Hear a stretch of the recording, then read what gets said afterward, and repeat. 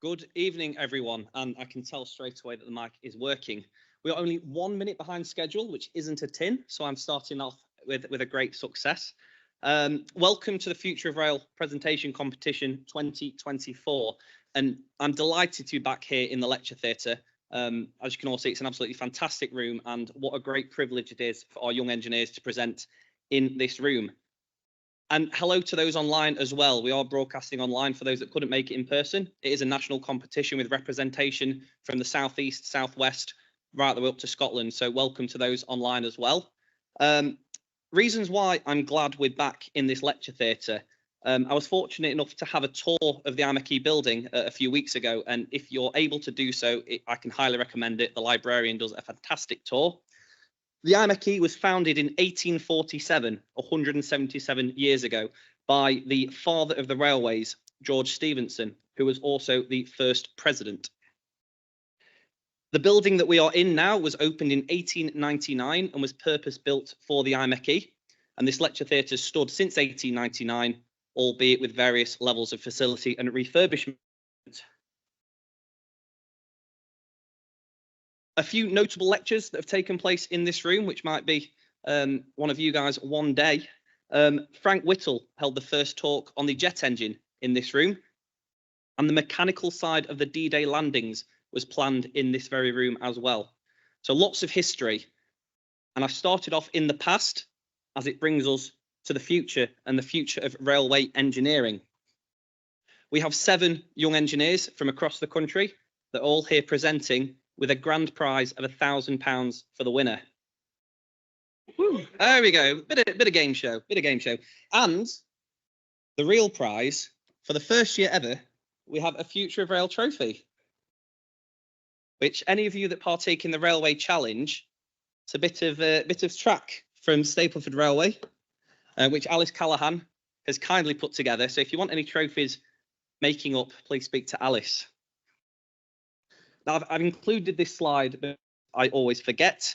Housekeeping. The IMechE has asked me that in the event of a fire alarm, please evacuate the building immediately via the nearest available exit and make your way to the designated assembly point at the cockpit stairs, or follow the IMechE staff and they will guide you to safety. Please switch off mobile phones or turn them on silent. And if you do need to answer the phone or use the restroom, please wait for presenters to change, to switch over, just to avoid distractions and things like that. This event is being live streamed. You guys aren't in the live stream. However, there will be photos taking place. So if you don't want to be photographed, please let us know or hide. So here is the agenda.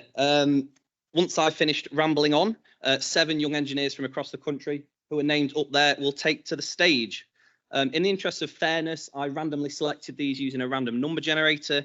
They've all had the same judging criteria in the heats as which they're being judged on in the final. So I tried to make it as fair as possible for the young engineers. Their presentations will last for 10 minutes with 5 minutes for questions. The IMechE staff will be roving around the room with microphones taking questions. If I could ask that you ask one question and avoid any follow-ons, just to give as many opportunities for questions as possible, that would be great. Once we've heard from all the presentations and the presenters, our judges, which are dotted around the room, will exit to deliberate and decide the 3rd, 2nd and 1st place placings. And we will welcome our Railway Division Chair, Mr. Andrew Skinner, to the stage to deliver the AGM. And I've also not mentioned who I am, which was the very first point on my slide. I'm Tom Scott. I'm the chair of the Railway Division Young Members, and this is my 3rd year hosting the Future of Rail final. So I'm very, very pleased to be here again for the 3rd year.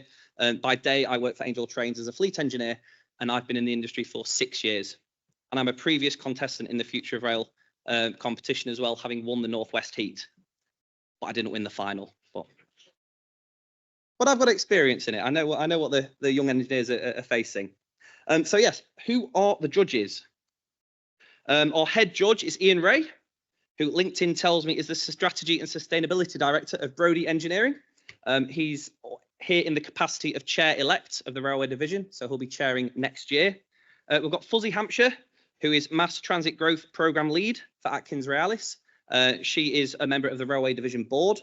We have Emil Shep, who is there. He's a senior engineering leader for TfL, and he's here in the capacity as Young Members Board Chair. We also have Jonathan Prince. I have seen, there he is. He's an electrical engineer for Great Western Railway, and he's also the winner of last year's final. So again, Jonathan knows exactly what it's like to be stood presenting to industry peers. And finally, we have Alice Callaghan, who's newly fleet engineer at TransPennine Express. She's here in the capacity of Railway Division Vice Chair, and she also makes a cracking trophy. And we are falling behind in our PPM, so I will leave the stage and please welcome Supercorn from the North East Centre.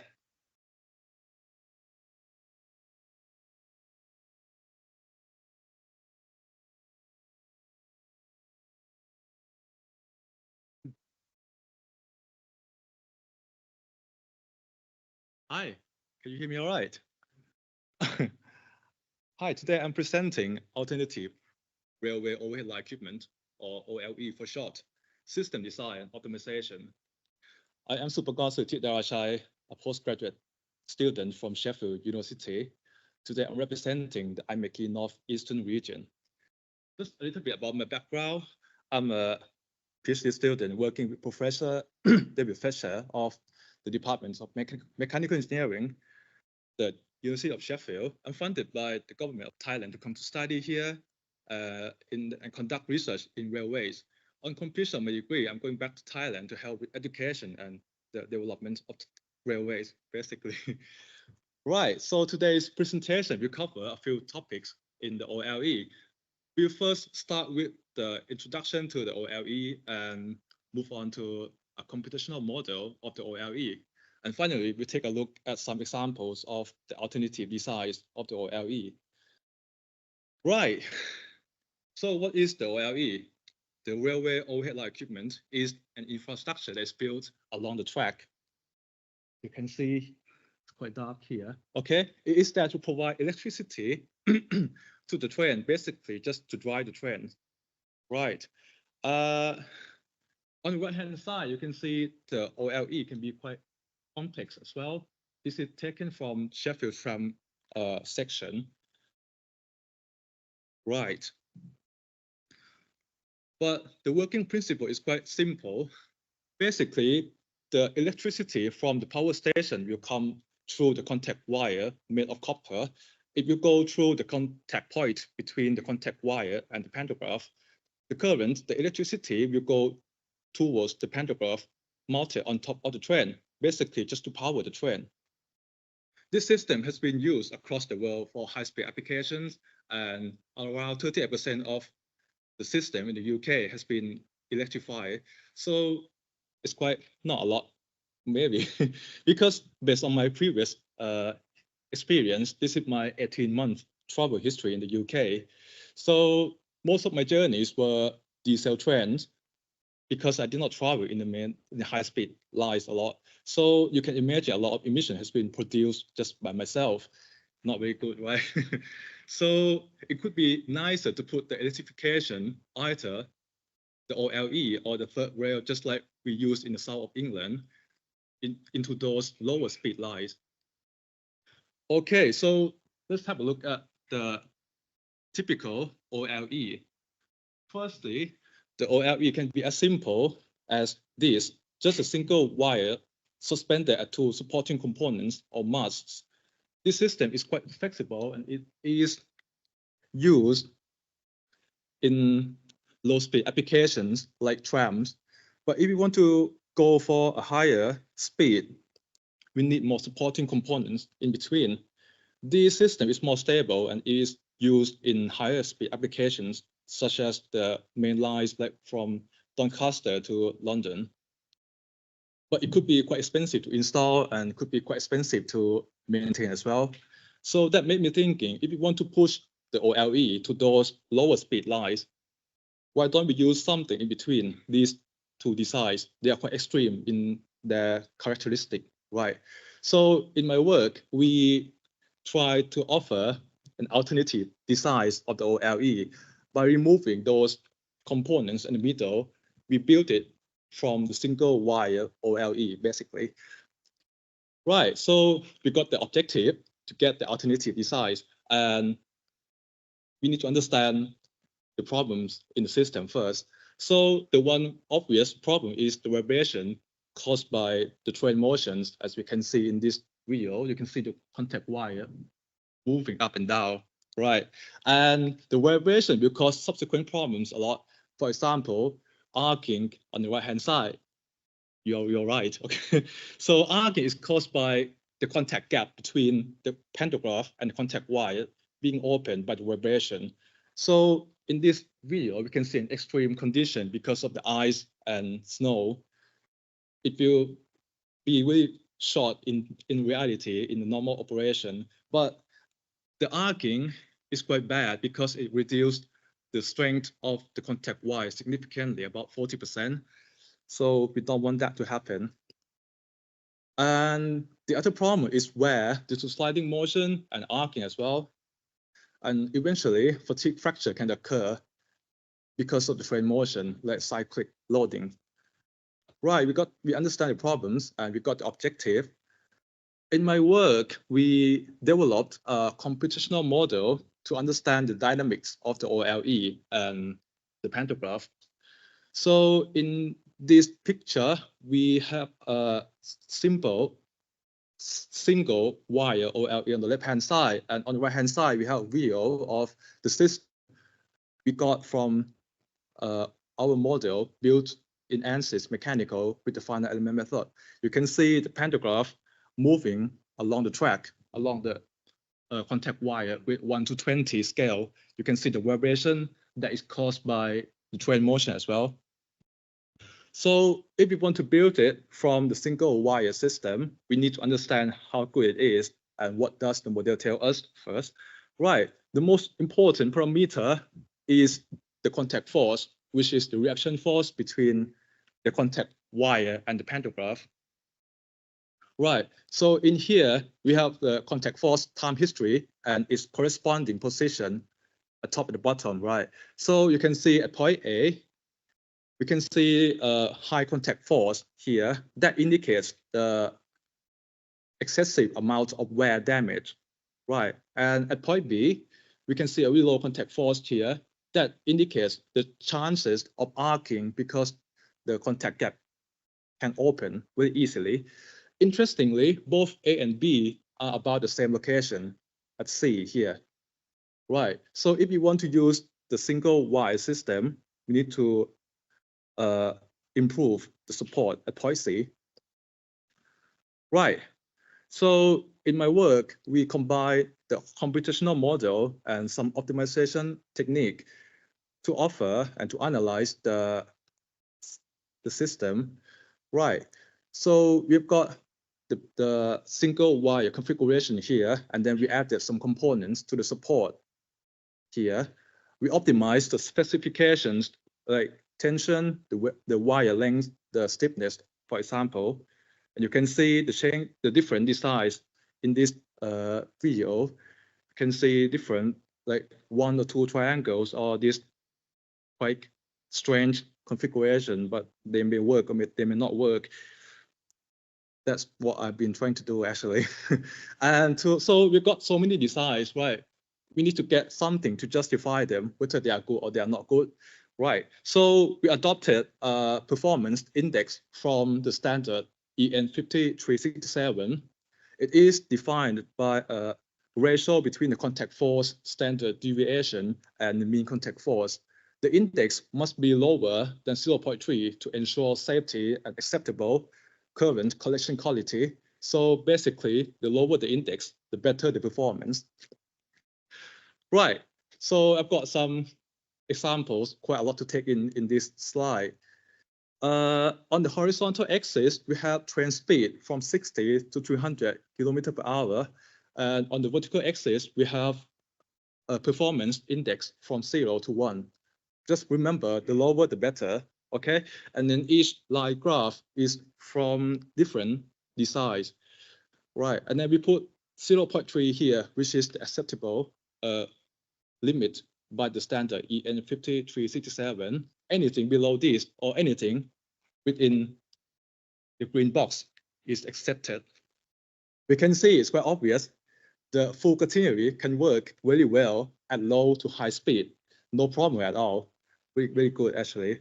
But some variations of the single wire system can be used at up to 140 kilometers per hour with acceptable performances. It's not very convincing, right? Just 140. So let's have a look at some like applications. At about 60 to 80 kilometers per hour, equivalent to the speed of the trains, the single wire system can be used quite all right. And at 120 kilometers per hour, at the speed of class 150, some variations can do as well, but it's not very good at 200 kilometers per hour, equivalent to LNER Asuma, not to mention the high speed one, too high for this system. Right, we have seen that the OLE is critical to services and operation and safety as well. And the use of the dynamic model can help in design and maintenance. And we have seen some examples of the alternative OLE designs that can be used for certain applications, such as the lower speed application, like from Sheffield to Doncaster or to Manchester to Sheffield as well, through the Peak District. Okay, right. Yeah, that's it, the end of my presentation. I hope you enjoyed my presentation. Thank you.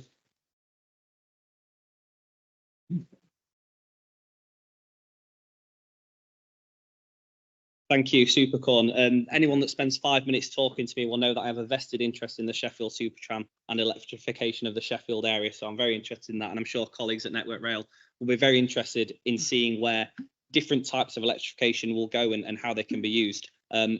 So on that, I'd like to open the floor to any questions you may have. So if you do have a question, please raise your hand and Fiona will. Yes, please. There is a microphone coming as we are in a. So during your work, did you consider like the installation cost of this alternative OLE? And if you have, do you know how much is it to install the installation cost per mile? That's a very interesting question. Thank you. So in my research, we focus mostly on the mechanical performance part of it, but in terms of cost, we can see the saving in terms of the reduction in the components needed to build the single wire system. But in other aspect, like how much money can we save, that's not what I have been doing. Thank you. At the front, Emil.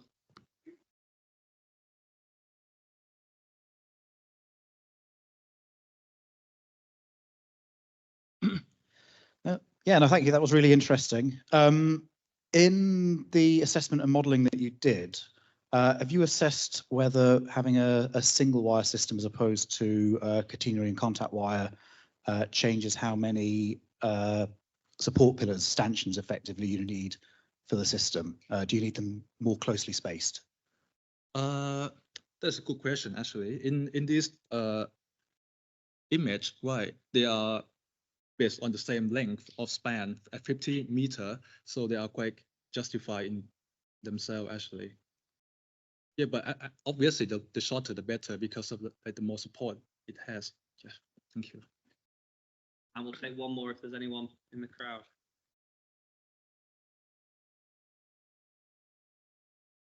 Yeah, go on, Elliot, looks like you're closest. Hello. Have you done any research around, so I work at Network Rail, and a problem we've had more recently is the extreme heat and the extreme weather we're getting more and more often. Have you done any research into the impact that the single contact wire has on, well, the heat has on it? Heat. The heat. You mean the heat by arcing or the heat by friction? Heat by, well, temperature, ambient temperature. So. Oh, right. That's a good question, because at some point last year, about during the heat wave thing, Sheffield tram was closed for a week because of the heat, and then the wire sagged too much. That's one thing to consider in my research as well, but I haven't reached that point yet. Thank you. Cool, thank you. And thank you one last time. Supercorn, thank you.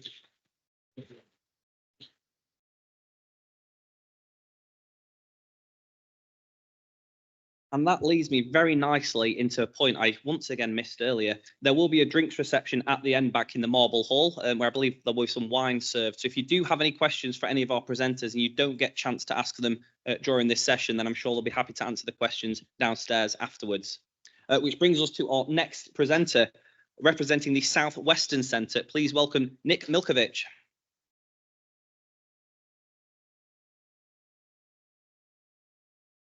Can you hear me? Is that better? Right, welcome everybody. My name is Nicholas Milkovich. I work for Angel Trains and as a systems engineer within the product technology team.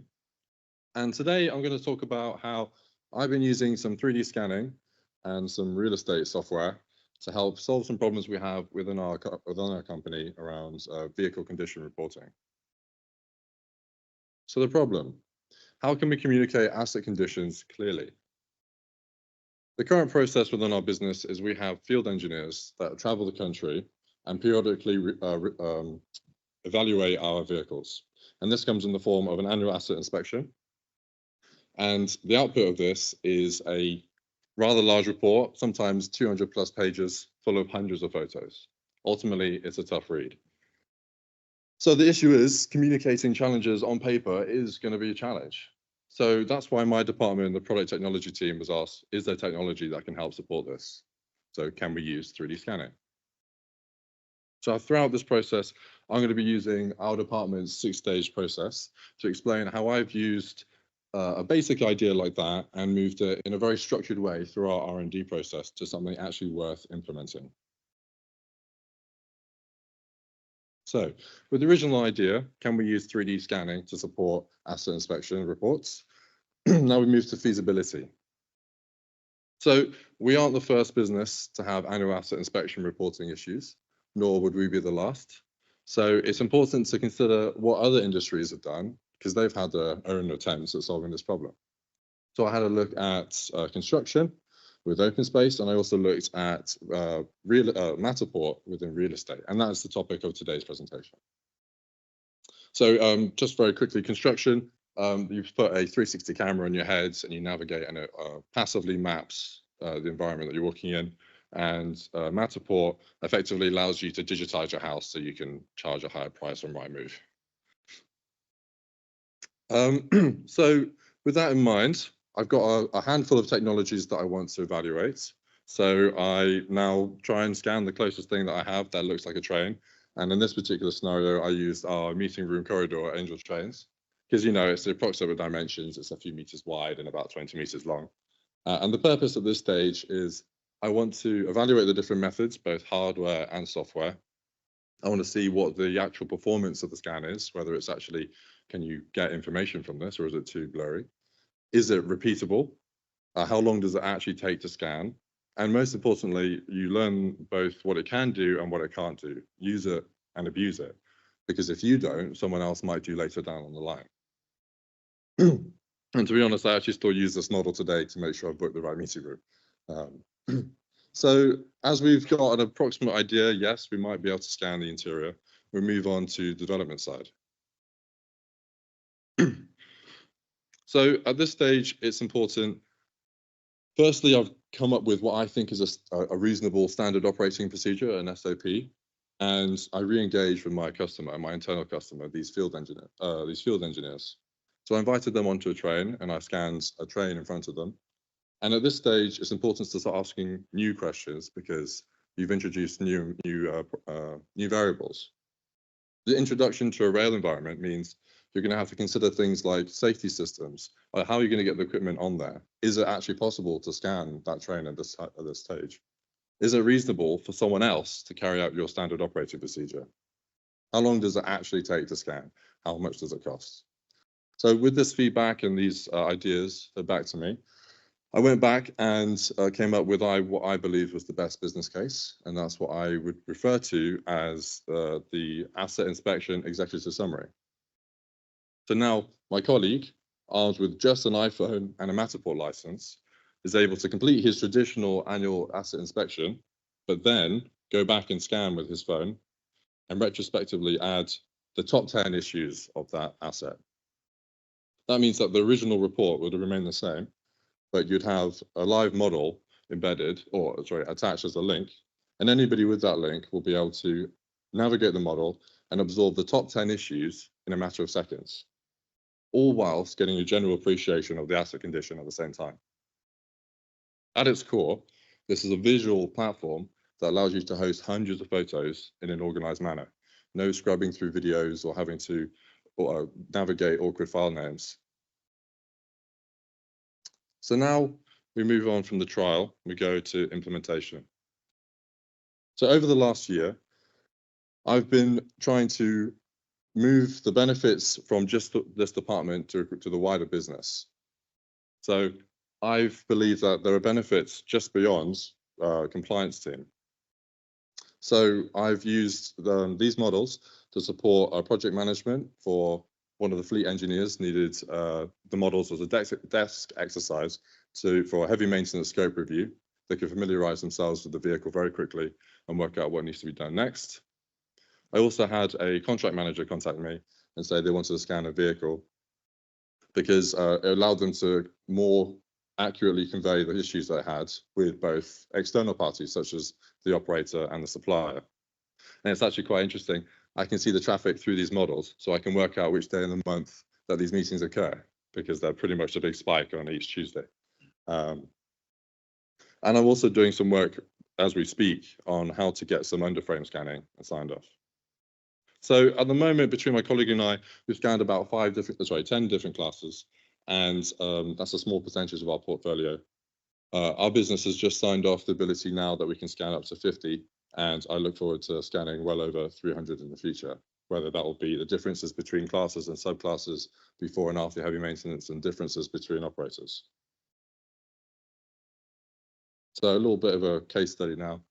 Just out of coincidence, I managed to scan the same vehicle twice, about 6 months apart.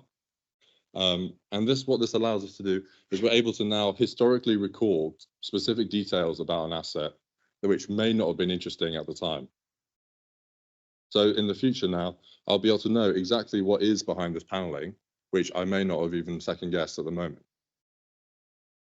In this particular scenario, we had my contract manager asking me some details over how many seat back grab handles were actually on this vehicle before the heavy maintenance, because their whereabouts was in question.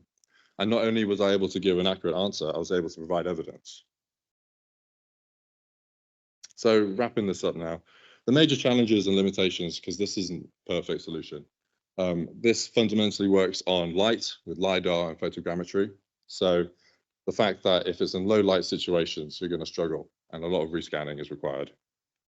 The fact that I'm trying not to capture people, I'm trying to capture trains, means I'm having to work around lunch times and when the vehicle's available, sending up to depot when it might not be there.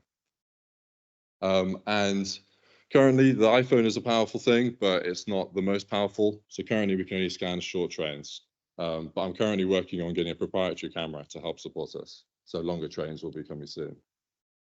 And then ultimately, the largest, I guess, challenge that I've faced is I've always known this was the right thing to do, but being able to communicate this was one of the things that didn't really come naturally to me. And that's one thing that I think was a really quite a big obstacle, being able to convey this messaging differently to different people, because everybody's different. So that's something that I thought was one of the larger challenges I had. But yes, thank you very much. That was my presentation.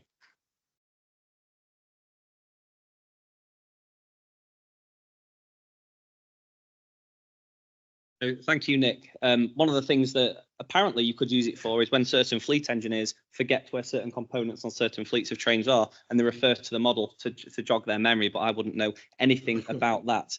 And I think the ability to look behind panels, as you mentioned, is something that as a fleet engineer, I think is really useful. And I'm sure there's lots of people, myself included, they're excited to see where this goes. And if we look around the room for the roving IMechE microphones who are outside, there we go, as if by magic. Yeah, do we have any questions? And we have one straight at the back when you're ready, Fiona.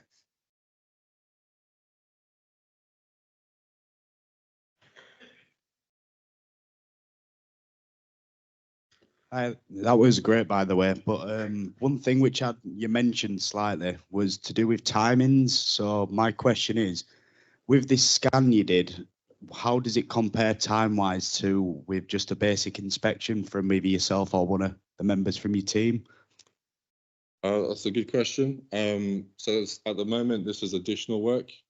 You would complete the scan, sorry, you would complete the inspection, which would take, you'd probably scan about anywhere between one vehicle to a percentage of the overall fleet. And the idea is that you would then, at the end of the day, spend an hour scanning one vehicle that represents the rest of the fleet. So it will be, yeah. So in terms of extra time, let's say an extra hour to scan one or two car, maybe a bit more, 3 car. Thank you, Nick. Any more questions? We've got one from Ian at the front. If we can take one from the head judge. Thank you. And then we'll come to the back of the room.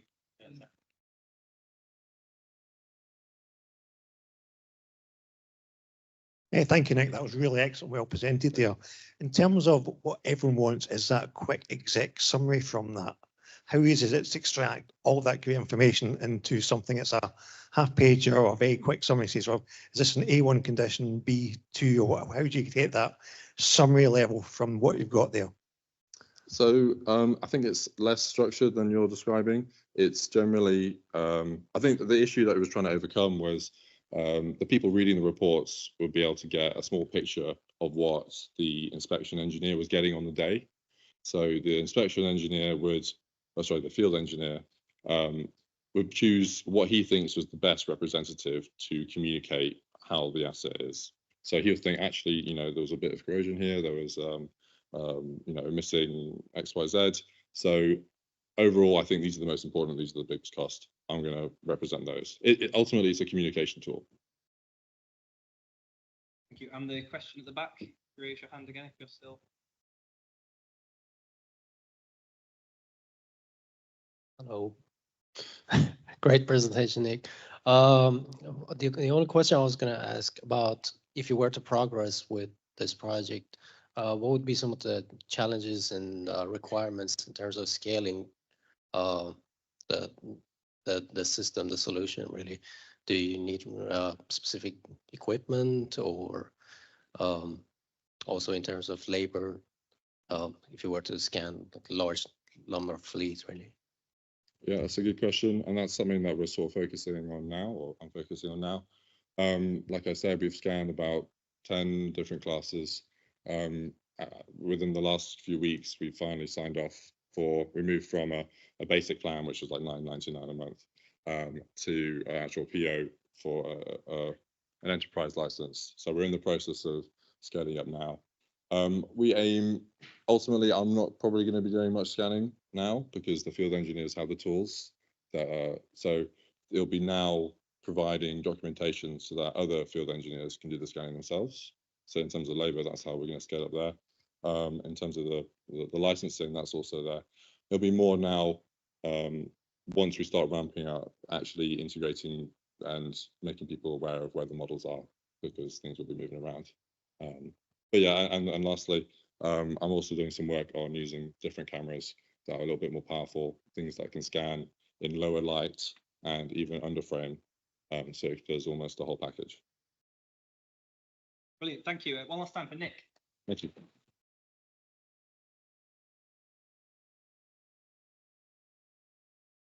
I think with 3D scanning and use of cameras and video, how fast computers and cameras are evolving, it's an area that I think we're all very excited to see where it goes with the improvements in technology. So one to watch out for in the future, I'm sure. As we move on to our next presenter, representing the Northwestern Centre, please welcome Richard Harner.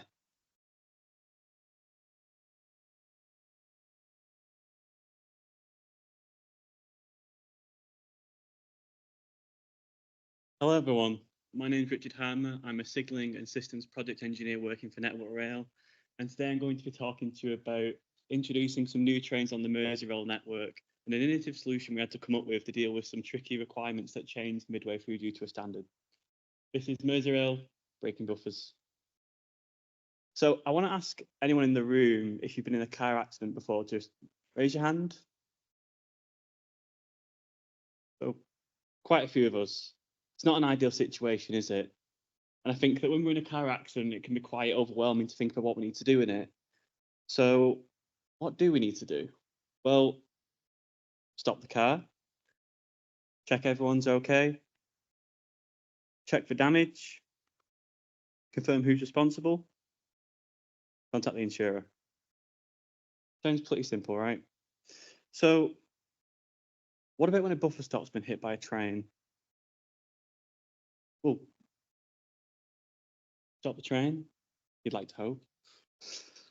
Contact the signal, check everyone's okay, check the damage, confirm who's responsible, and investigate it. More or less the same thing, right? Well, why do we need to know when a buffer stop's been struck? It's quite a few things really when we think about it. We need to protect our passengers, obviously. We need to inform our signaller so they can protect the area for us. And then we need to ask our maintenance friends to go out there and fix it for us. And then finally, we can run a safe operational railway again. So who should be reporting when a buffer stop has been struck? Passengers? Station staff? Or train drivers? Well, typically, in my own opinion, I would say it probably should be train drivers. But do they? When I looked into this research previously, I found that an ORR report dating back to 1920 found that of potentially high-risk train accidents that had happened, there have been 2 buffer stop strikes, thankfully not involving passenger rolling stock. As you can see from the bottom right, though, we've also got an incident where quite clearly I think it was probably Virgin then at the time, train is hit into a buffer stop. Thankfully, no one was injured too much, but yeah, it's quite important. But again, we ask ourselves why we need to do it in a more serious situation. So I don't know if anybody's been to Liverpool before. When it's sunny, it can be great. When it's raining. But here's Kirkby Station. This is pre to the Headbot Lane project as well, in case anyone's wondering. We've got 2 back-to-back buffer stops and a train on the other side. And this is what happened to the same station back in early 2021, when a train driver had been checking their phone while driving a train and managed to plough through both buffer stops. Again, thankfully, this was an early service. It was around COVID time just afterwards, so no one was seriously injured or killed. But since this accident, we've known there have been at least 2 more buffer stops struck on the Merseyrail network alone. And Network Rail Operations was heavily criticised for the reaction time to this. So this is where I come in. As a signalling project engineer, I'm trying to introduce these wonderful trains, which are actually on the Merseyrail network now, if you get to go on them. And we've had to remove the 575 weight units. One less one to worry about, I guess. By doing that, we had to lengthen platforms where possible for extending it, like through concrete or adding a driver walkway. We used automatic selective door opening, so places like the underground where we didn't want to bore through tunnels and extend it like that, we used the device to be able to allow the doors to open automatically through the driver's command through a technical system. Moving signalling infrastructure, signals, AWS, DWS, and then upgrading the infrastructure where required, such as track and buffer stops. And so our project comes along, we go to MSRP, which if you're not from the signalling world, is referred to as our minor schemes review panel. It's kind of our last stage of getting through the gauntlet of trying to get approval. We get there, we go in front of the technical authority and we say, here's our scheme, here's why it's safe. But what we didn't know is there'd been a standard change during the project. Now, signalling are known to have quite an extensive list of rules and standards, and one book in particular we love to kind of throw out there is the principles book, which typically covers around derailment situations. And we had a module, D430, which talks about the provision of derailment detection. Essentially, how do we know a train's been derailed? And where we fell short of this as a project was that we could not prove to the signaller through indication that a train had been derailed. Now, the reason for this has been another project going concurrently at the same time that was upgrading Sandhills ICC, which is essentially a signal box. It was upgraded to a WestCAD system by our friends at Siemens. And unfortunately, the cost for our project was just too great. Merseytravel didn't want to pay for it. Merseyrail didn't want to pay for it. We certainly didn't want to pay for it. So we asked ourselves, right, well, what's our options then? We've got to make sure that if a train derails, that the signal is aware of it, but we don't want to spend loads of money. Well, option one obviously is let's spend loads of money. Update multiple interlockings, which if you've ever worked in anything to do with solid state interlocking or route relay interlocking is a absolute nightmare. We worked out it would probably cost around 400k per interlocking, so around about 3.2 additional funding would be required. Every one of the arrows you can see popping up on the screen right now is an individual interlocking that we would need to update. That's not even including updating the WestCAD screens at the same time.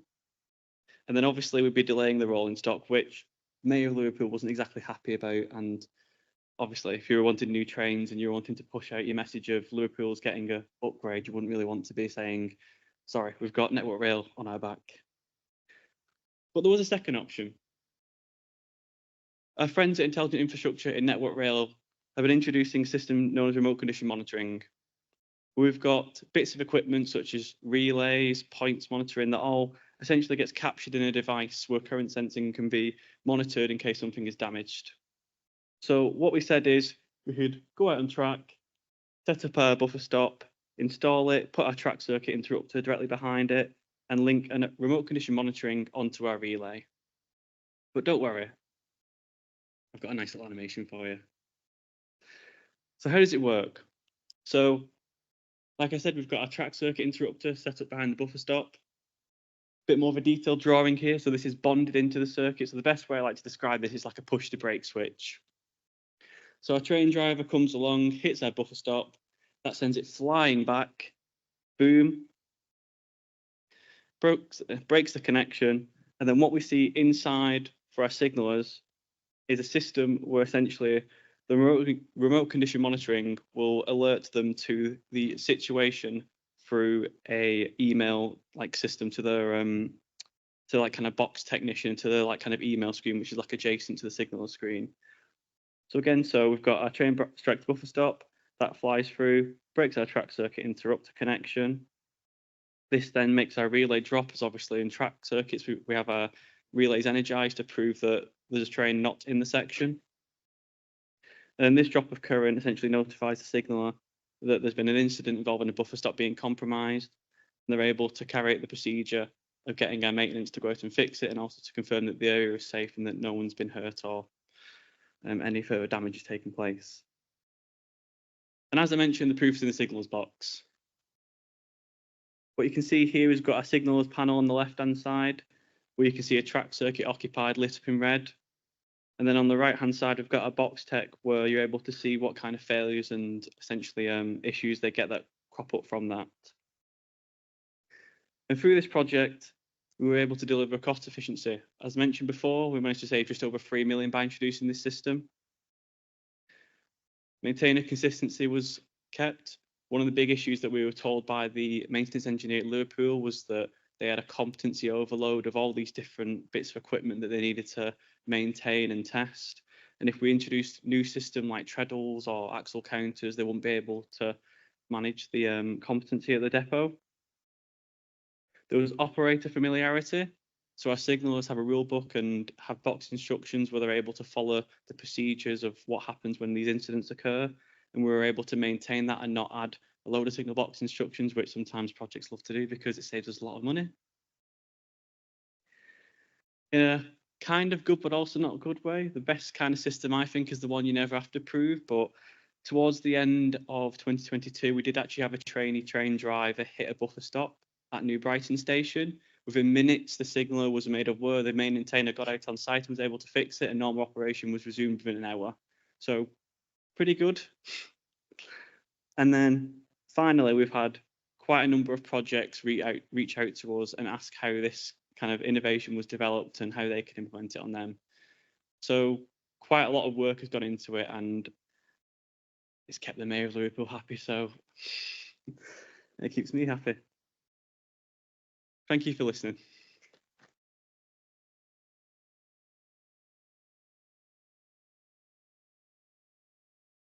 Great job, Richard. For me, I found it really interesting how RCM is used in infrastructure. I know me personally, I know RCM for trains and maintenance, but seeing how it's used and unfortunately proven and proven successful to improve response times and signaler awareness So yeah, really interesting talk, Richard.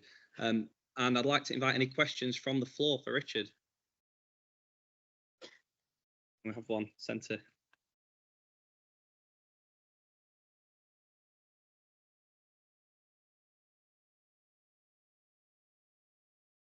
Yeah, good presentation. I want to ask you a question on the context in the event that when the buffer is hit, but there's no contact being made. How do you deal with that kind of problem? When the buffer's been hit but no contacts. So you know, in the remote condition, you know, in the slide where you have the the RCM of the electricity. Do you mind going to that for me, please? Yeah.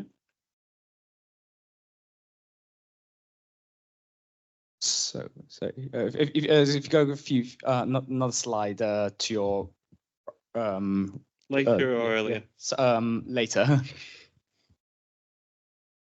Just as yes, this is schematic. So yeah. So when the train hits the buffer, but the TCI does not break, do you have a plan of dealing with that? Yes. So I guess the best answer is the TCI is placed directly behind the buffer stop. So any kind of movement will knock it off. It's not a very strong piece of equipment that would, if a buffer hit it, it would just, like kind of withhold from it. It's made to kind of break. Like I mentioned before, it's a push to break switch essentially. So if you would have to go in incredibly, I get what you're saying. Like if it was to touch it, then you're right. Yeah, like there is that kind of an issue. And I think that from a project perspective, as the engineer on it, my perspective was, I want to introduce a new rolling stock. A standard has changed midway through. I don't want to go to my sponsor and say, we need an extra £3 million worth of funding to do something that's nothing to do with Merseyrail, it's to do with Network Rail's own changes. And I think that the system that we developed here was to help us to be more concise in making sure that drivers were held responsible. Merseyrail said that it was an issue they had quite a bit, was drivers hitting buffer stops and not reporting it. But I think that you are right. Like you could drive at 1 mile an hour possibly and hit the buffer and it might not detect it. But as a project team, we decided to place it directly behind the buffer stop. So if there is any kind of movement of the buffer, then the track circuit interrupter is triggered. The track section is locked, protecting the area from any more train movements, and the email is notified towards a signaller and our box technician. Answers your question. One from Rebecca. Sorry, this is probably a very hard question, but it kind of you're kind of begging it. If you'd known, if the standard had been different before you set out, what would you have done differently rather than having to retrofit it right at the end, which was unfortunate? Must have been quite frustrating. Thank you. You're the first person that's given me sympathy in the last 5 years, so I really appreciate that. Yeah, I think it's an interesting one because obviously as an engineer, we all have this ideal world of I want to make the railway as best as possible. And unfortunately, I've got a sponsor and a project manager that say, well, yeah, but we've only got so much money. And I think that if we'd known about the standards change beforehand, then I think probably the cop-out answer would be the sponsor or the project manager would put on, their suit and go to Network Rail and say, we can't do this because, you need to give us the money and all that stuff. My engineering approach to it would have been, as I think we probably still would have tried to have pursued a similar kind of an option. Obviously, it's not ideal, Maggie. I love new technology. Being able to introduce treadles and axle counters would be brilliant for me, the signaling engineer. Dark arts and all that kind of stuff. But I think that the pressures kind of obviously pushed us into this, working with the maintainer to deliver it. And I think that looking back on it, trying to introduce something that would be different is probably, we probably struggle to argue a technical authority. It would be right. Introduce treadles, introduce axle counters. That's what you need to do.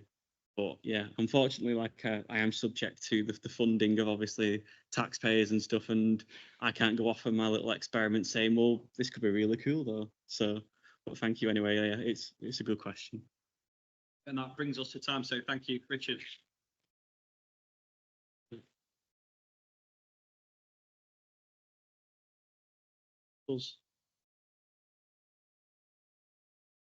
I think that's a great point you touched on at the end, that there's so many great ideas in the industry, but we are constrained by sponsors and the deep pockets of the DFT.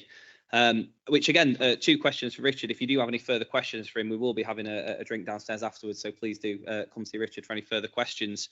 As we welcome, for representing the Scotland Centre, Ethan Giles.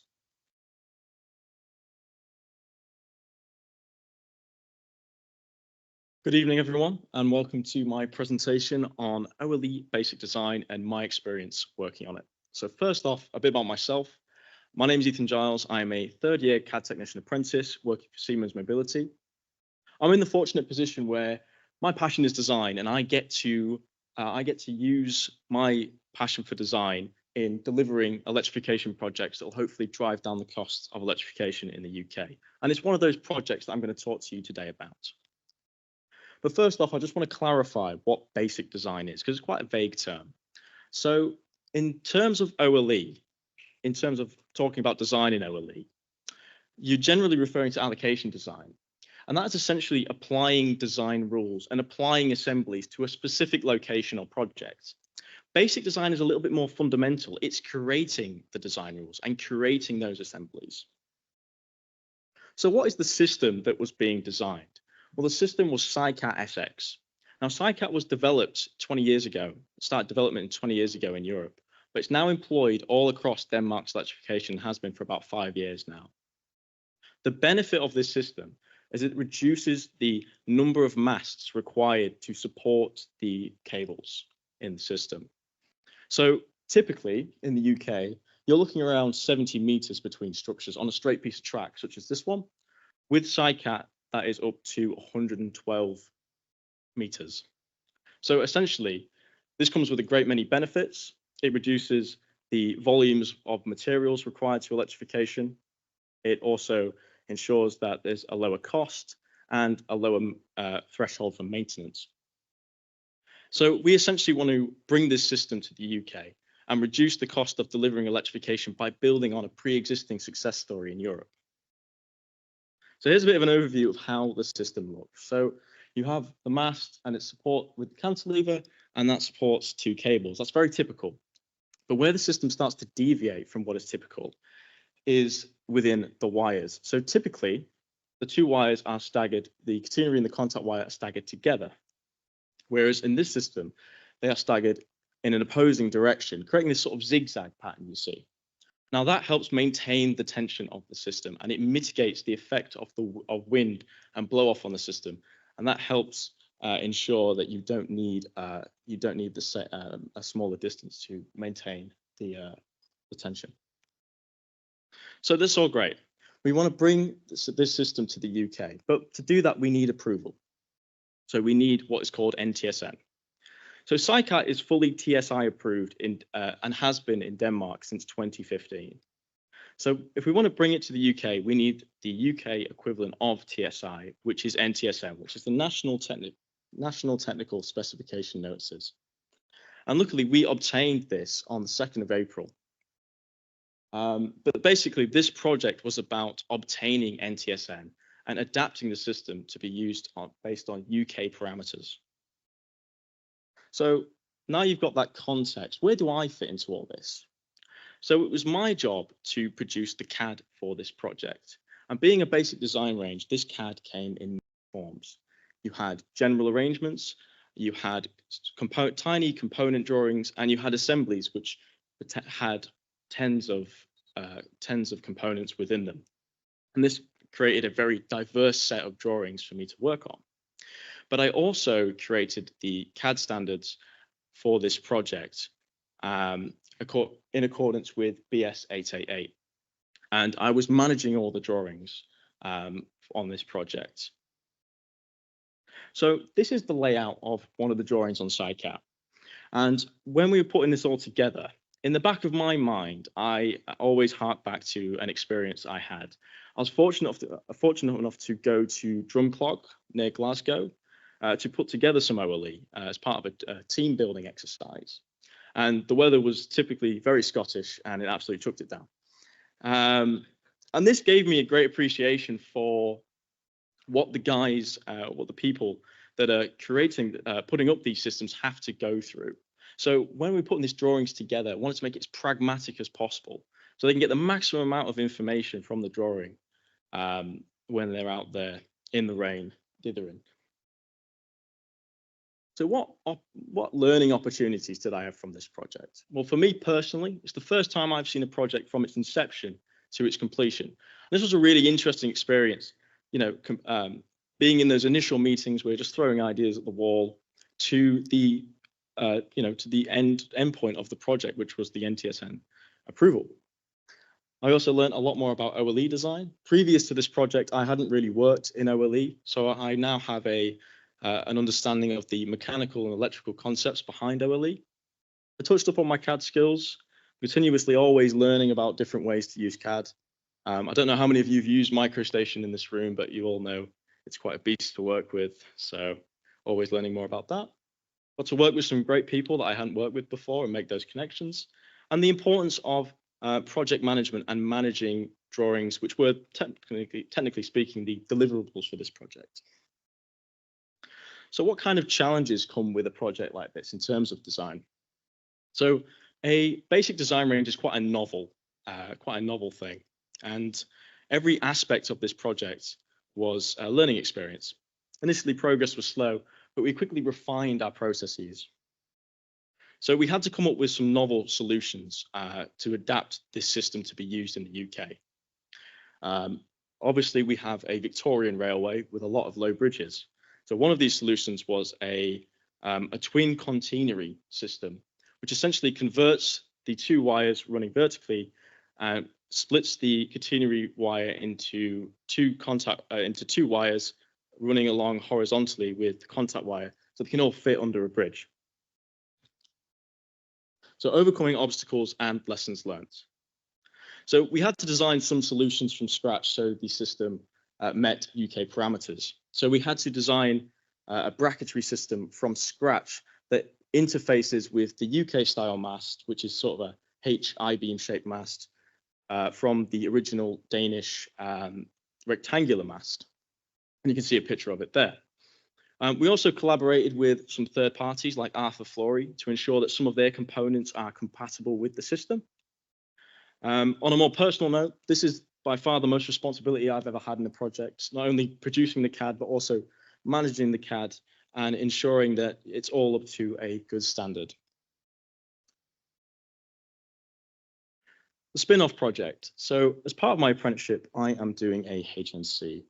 And for my HNC, I have to produce a training aid. And I thought, well, why not use the project that I'm working on my day job in my training model? So I am producing a 1:50 scale physical model of SciCat. I'm going to 3D print it using the 3D CAD model that I've produced. And it's going to have a modular design. So the components can be clipped on and off.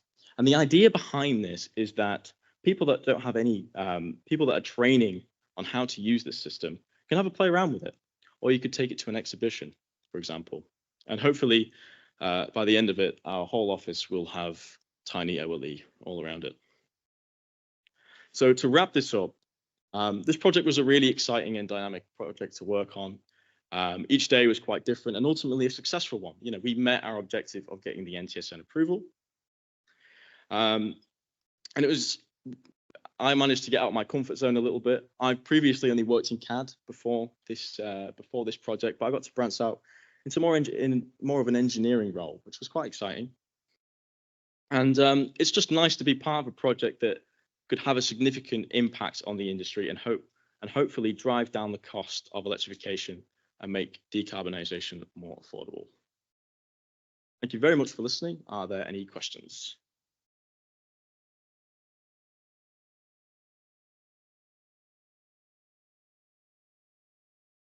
I think that's really interesting. I think it ties in really nicely to the work that Supercorn's doing as well on OLE. So unintentionally planned there, but yeah, really interesting. And I'm sure some colleagues will be taking note of your name and details when they have questions about the NTSN in a few years' time.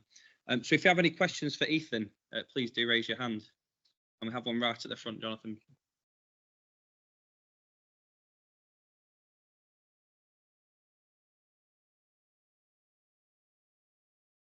Very quick question, a bit obvious, but if we were still using TSIs, would you have had to do as much of the work as you did? How much of it was just translating to the new format and how much of it was genuinely sort of adapting it for UK specific use?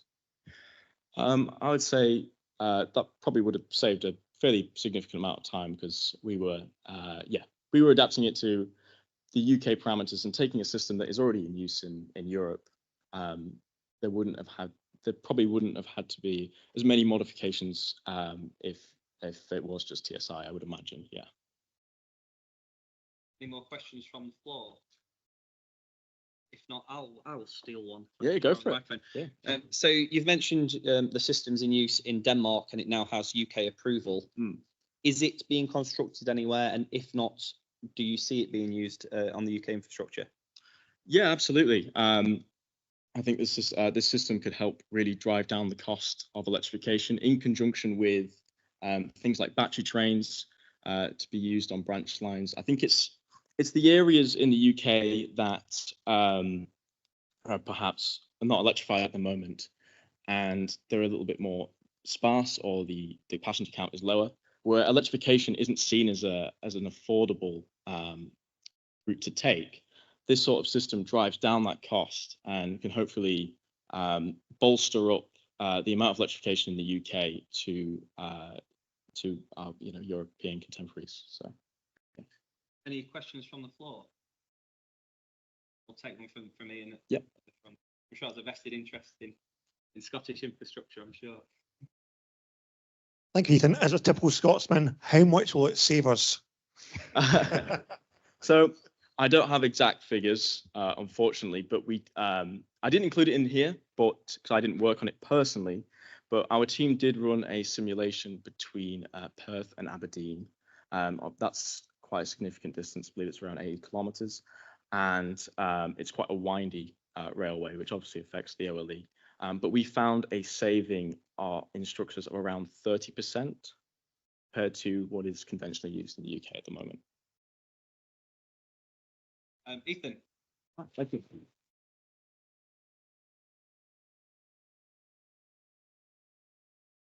So it's great to see that the project you've worked on potentially could be rolled out across the UK and saving 30% in particular routes. So yeah, it'd be interesting to see where that goes as part of the UK's net zero targets as well. So really, really interesting project, and I'm sure it'll stick with you through your apprenticeship and your career. As we welcome representing the Midlands Centre, Callum Nicholson.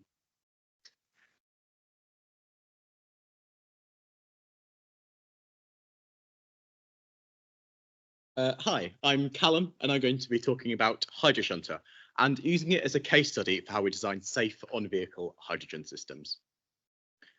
A little bit about me. I'm an undergraduate student at the University of Birmingham, and I've done a couple of undergraduate placements with Vanguard Sustainable Transport Solutions. So I'm going to give a bit of an overview of the HydroSHUNTER project and a bit about the vehicle itself. Then we're going to run through some of the properties of hydrogen, which is always a really useful way to frame discussions about hydrogen safety to understand how the gas might behave in certain scenarios. Then we're going to think a little bit more about onboard hydrogen safety and run through some potential incident scenarios. Then we're going to think a little bit about the future. So HydroSHUNTER as a project is essentially a retractioning project of an existing diesel-powered Class 08 locomotive. We had a couple of aims with this project, and that's to have reliable zero-emission shunting operations. We wanted to have a repeatable vehicle conversion process, and all that in a package in a vehicle that has performance equal to or greater than that of a diesel-powered Class 08. And we want to do all that in a platform that's really familiar to operators. So a Class 08 locomotive has a 96-litre diesel-fueled internal combustion engine. That's coupled to a DC generator, which feeds a pair of DC traction motors. And this engine was first developed in the 1930s, and as you can imagine, is no longer fit for use on a modern railway. So we get rid of that, and in its place, we're introducing what we're calling the HydroSHUNTER Hydrogen Hybrid Power Pack. Now, if we dive into how that works, that uses a hydrogen fuel cell stack and a traction battery, working in a hybrid configuration to produce the same DC traction power output that the previous traction motors were expecting. But what I really want to focus on and think about is the hydrogen storage system and think about how we treat hydrogen and process it safely on board a rail vehicle. And to do that, it's often really useful to think about the properties of hydrogen and how it might behave under certain conditions. And the first key property of hydrogen is that, as you can see, it's colourless. It's also odorless, which makes detection quite difficult from a human factors point of view, meaning normally when we detect hydrogen, we use electronic hydrogen detectors. Another key property is that it's extremely buoyant. When released, it rises upwards at about 20 meters per second. Now that's a really useful property from a safety point of view, which means that if it is ever leaked, it's up and away from any people, vehicles or structures. As well as being buoyant, it's also highly diffusive. So when it's released, it diffuses really, really quickly and the concentrations drop very quickly, which is useful when we're thinking about flammability. Hydrogen is flammable. It's flammable within the ranges of 4% to about 74% in air. When it burns with an invisible flame, and it burns very hot, much hotter than a traditional hydrocarbon flame. And while it does burn very hot, it has a very low, what's called radiated heat. So as you can see, this firefighter has his or her hand, what is very close to an invisible hydrogen flame. The visibility of that flame has some difficult challenges, again, from a human factors point of view. And there's anecdotal evidence of workers in process gas plants walking through invisible hydrogen jet flames. Hydrogen is also explosive within the explosive range, which is 18 to about 60% in air, which means ultimately all of our efforts in hydrogen safety is keeping the concentration of hydrogen in air below the 4% and well below the explosive limit of 18%. So on a rail vehicle, hydrogen is stored as a high pressure gas and a number of high pressure cylinders. Now, as you can imagine, the mechanical strength and integrity of those cylinders are key to a lot of the safety issues we might encounter. Therefore, to use those cylinders in a railway environment, they're approved through a couple of standards, and there are a couple of tests to allow those cylinders to be approved for use on a vehicle. They are a high pressure burst test, a chemical attack test, several drop tests at several different angles, an extremely low temperature pressure cycling test, an extremely high temperature pressure cycling test, a leak permeation test where it's held at high pressure for 1,000 hours, an engulfing bonfire test, a deliberate damage test where, I don't know how we can see, but an incision has been made, and again, integrity requirements for the cylinder have to be maintained, and a projectile impact damage test where a 3 caliber armor piercing bullet is fired at the cylinder. And again, integrity requirements need to be retained. So all that to say, we have a good amount of confidence in the mechanical strength and integrity of that cylinder. So if we're thinking through some potential incident scenarios, such as derailment or a vehicle-to-vehicle collision, given the relatively low speed and then the shunting application of this vehicle, it's relatively unlikely that there'll be any large or high energy impacts. But people still manage. I'm not quite sure how the one on the left happened. And the one on the bottom right is an example of a particularly interesting engaging incident. And as you can imagine, that actually, with all these tests and that high strength of that cylinder we have, that it's relatively unlikely that the strength of a cylinder would be compromised in any of these what are actually low energy incidents. However, thinking of, say, the bottom left incident, it may be the case that some of the surrounding fuel lines could be ruptured, leading to a leak. So if you have a fuel line, go to the fuel cell, we could have a leak. The way we deal with that is we introduce what's called an excess flow valve. Now, upon seeing a hydrogen flow rate greater than we'd normally expect to see going to the fuel cell, that would activate or trip and close automatically, stopping the leak, meaning the system would fail safe. Now, the other potential issue we're concerned about from a safety point of view is a fire on board a vehicle. Now, fire brings 2 potential failure modes. The first is that the fire burns through the cylinder wrap and lining, therefore igniting the gas within, which has potentially catastrophic results. The other is that the cylinder integrity remains, but the fire simply heats up the gas within, therefore increasing the pressure within and ultimately leading to a potentially catastrophic rupture event, which we don't want. So to avoid that, we introduce what's called thermally activated pressure relief devices, or TPRDs. These are 2 little glass or quartzoid bulbs that, upon reaching a temperature of 100 degrees or 110 degrees, they would activate and smash, therefore automatically venting the hydrogen outwards and out of the roof of the vehicle, therefore removing the mechanical energy associated with the high pressure of the gas.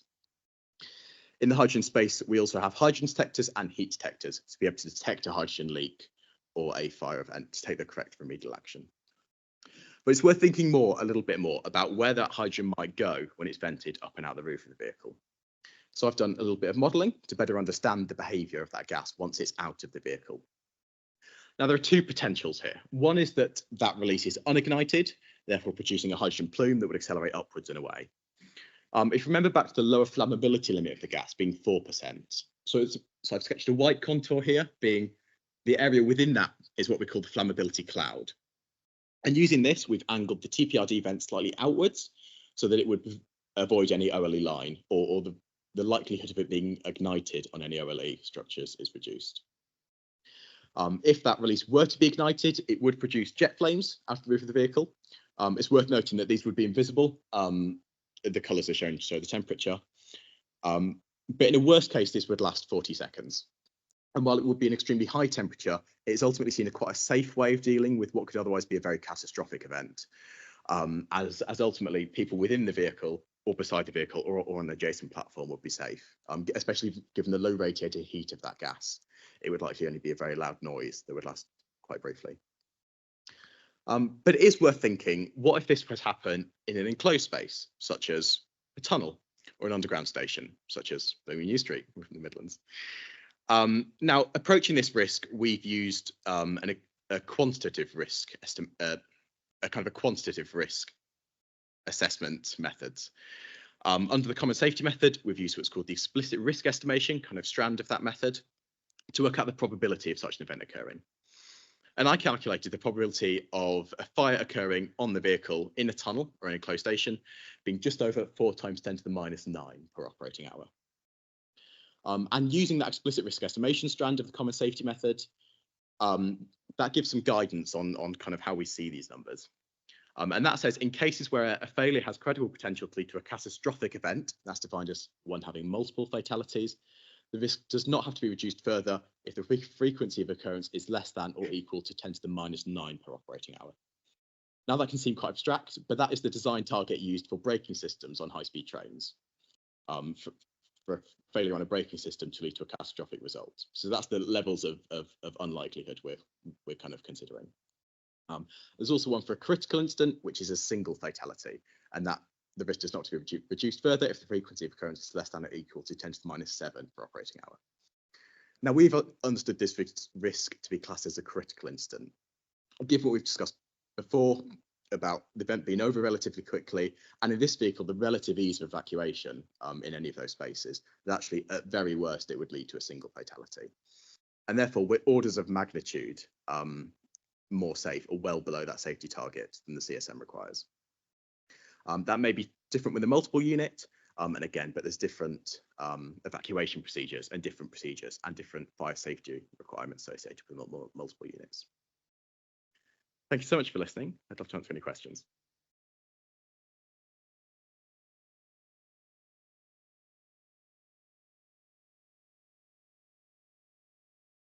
Frantically looking around the room for Helen Simpson, for those that know her. But I'm sure she's keeping you well away from her hydrogen cylinders, the amount of abuse you give them. Yeah, so open the floor for any questions, and we've got one straight away, Mr. Paul. It's a really fascinating presentation looking at the challenges of converting the locomotive itself. I'm just thinking, as a wider system requiring a lot of expense probably on the fueling system, what do you think is the potential market for these hydrogen shunters, given that although they're outdated, a Class 8 is a blooming simple thing to operate for anyone with a field with some track in, versus needing a fairly substantial sort of system investment to get a hydrogen fueling point operational? Yeah, I guess a lot of what we see actually in the application for shunter is anywhere that needs to meet emissions targets. And anywhere where that duty cycle is greater than you would normally need a battery. And that's, I guess in our case, we found that as infrastructure yards or intermodal ports or stone yards, and actually anywhere that that needs a greater requirement than actually moving multiple units around in a passenger depot. We found a lot of the case that often these intermodal yards and stone quarries may have hydrogen projects anyway. It's actually a lot of the case, it's really difficult to decarbonize heavy ground equipment, and they have a similar problem to us. Actually, it's really hard to decarbonize those with batteries. But actually, where hydrogen production exists already, lining up with that, and that's we found it as quite a useful case in some of these industrial kind of these ports and kind of intermodal hubs. Fantastic, thank you.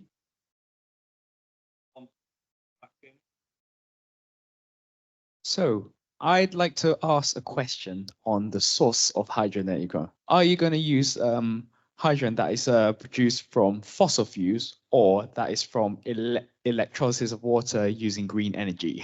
It's all electrolyzed, you'll be happy to know. And then actually any hydrogen trains only ever make sense, often financially, but actually environmentally, most importantly, when the hydrogen is renewably sourced. And to date, all of Vanguard's hydrogen train projects have used only ever green hydrogen.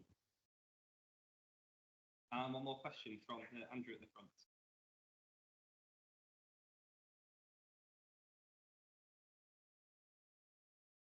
Really great presentation. Thank you for updating us, and well done for getting this far. Forgive me a little bit of detail. I'm interested in the excess flow valve. Is that fit and forget, or does it need any maintenance or testing? And if it does, how do you achieve that, please?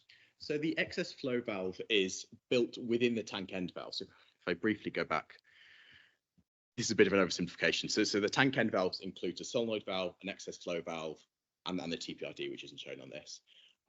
That is a sealed unit, and that comes with the cylinder, so that's fixed onto the cylinder, and you typically wouldn't replace that valve without replacing a cylinder. Cylinders have an expected life of 20 years. So interestingly, one of the problems we have come across is the life of a train is typically 30 years, and the standard allows for a cylinder life of 20 years. I guess there's some work going on with work we do with the RSSB at the moment to look whether we extend that life to 30 years, or we bring it down to 15 years and actually replace the cylinders twice within the life. But yes, it's replaced with a cylinder, which has a life of 20 years. Thank you. Thank you, Callum. Thank you.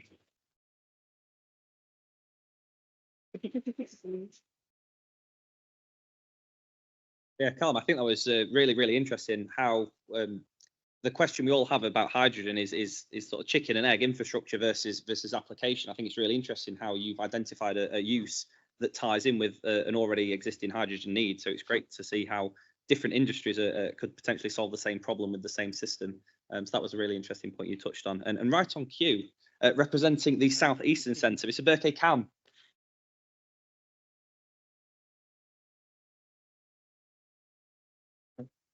I got water. Yeah.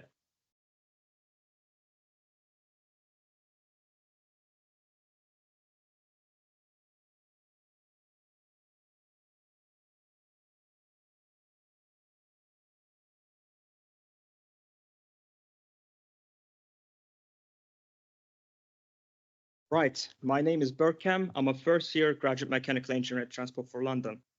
So I'm sure we already are aware of the bird strikes happening in the aviation industry. Now, imagine you're sitting in a plane, your plane is taken off, then boom, a bird strikes the windscreen, end up breaking it. What could happen after that point onwards? Well, you could find yourself emergency landing back to the airport you've just taken off from. Let's just apply a similar scenario now to a tube stock train. You're sitting in a tube stock train, the tube stock driver is driving the train, and then boom, an unknown projectile strikes the windscreen. Again, the windscreen ends up breaking. In this case, what could happen? Well, if the driver gets hurt or injured, the safety of both the passengers and the driver could be compromised, which we need to avoid at all costs. So for this reason, the windscreens we use in our fleets shall be constructed to resist an impact force from an unknown projectile. And we do this by testing our windscreens, which brings to the topic of tonight's presentation, development of a high pressure air cannon for windscreen impact testing on 92 and 96 tube stock trains, also known as Central and the Jubilee Line.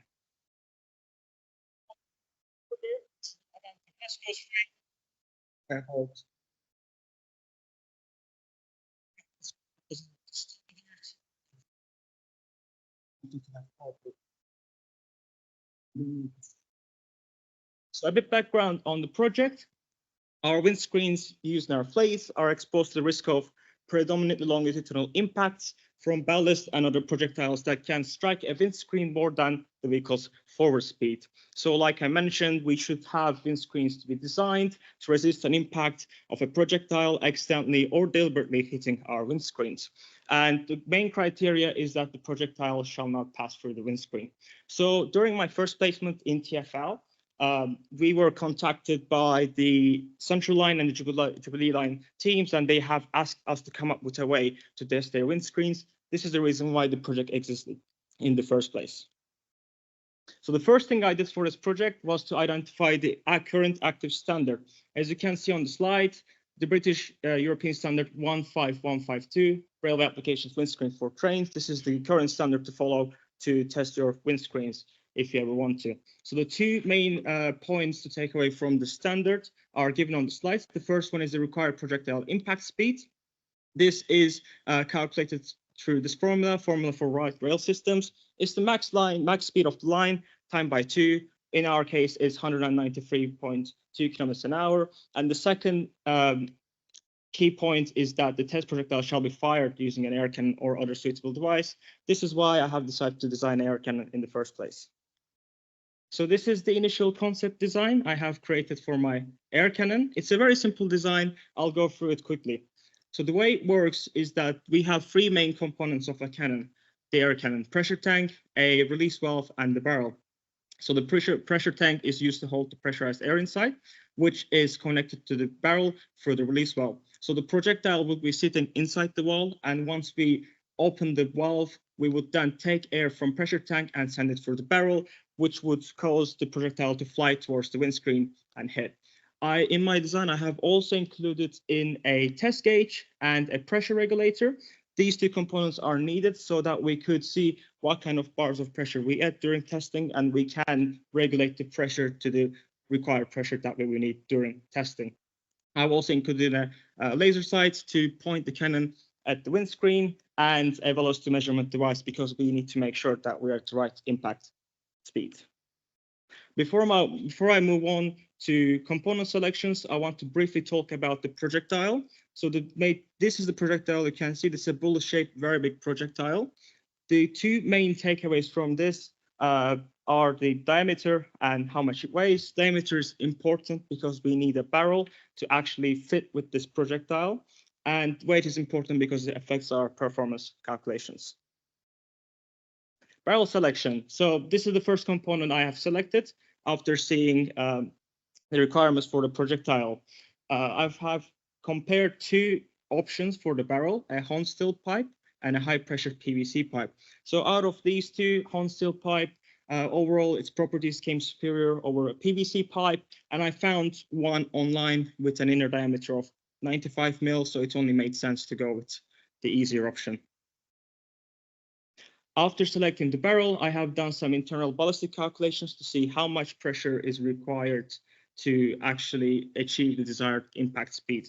This is a free body force diagram representing what is going on inside the barrel. I won't go into too much detail on this part, but what is happening is there is sum of forces happening in the barrel, and we already have a predetermined travel of distance, and we know how much velocity we need in the end upon impact, so we can easily find the acceleration.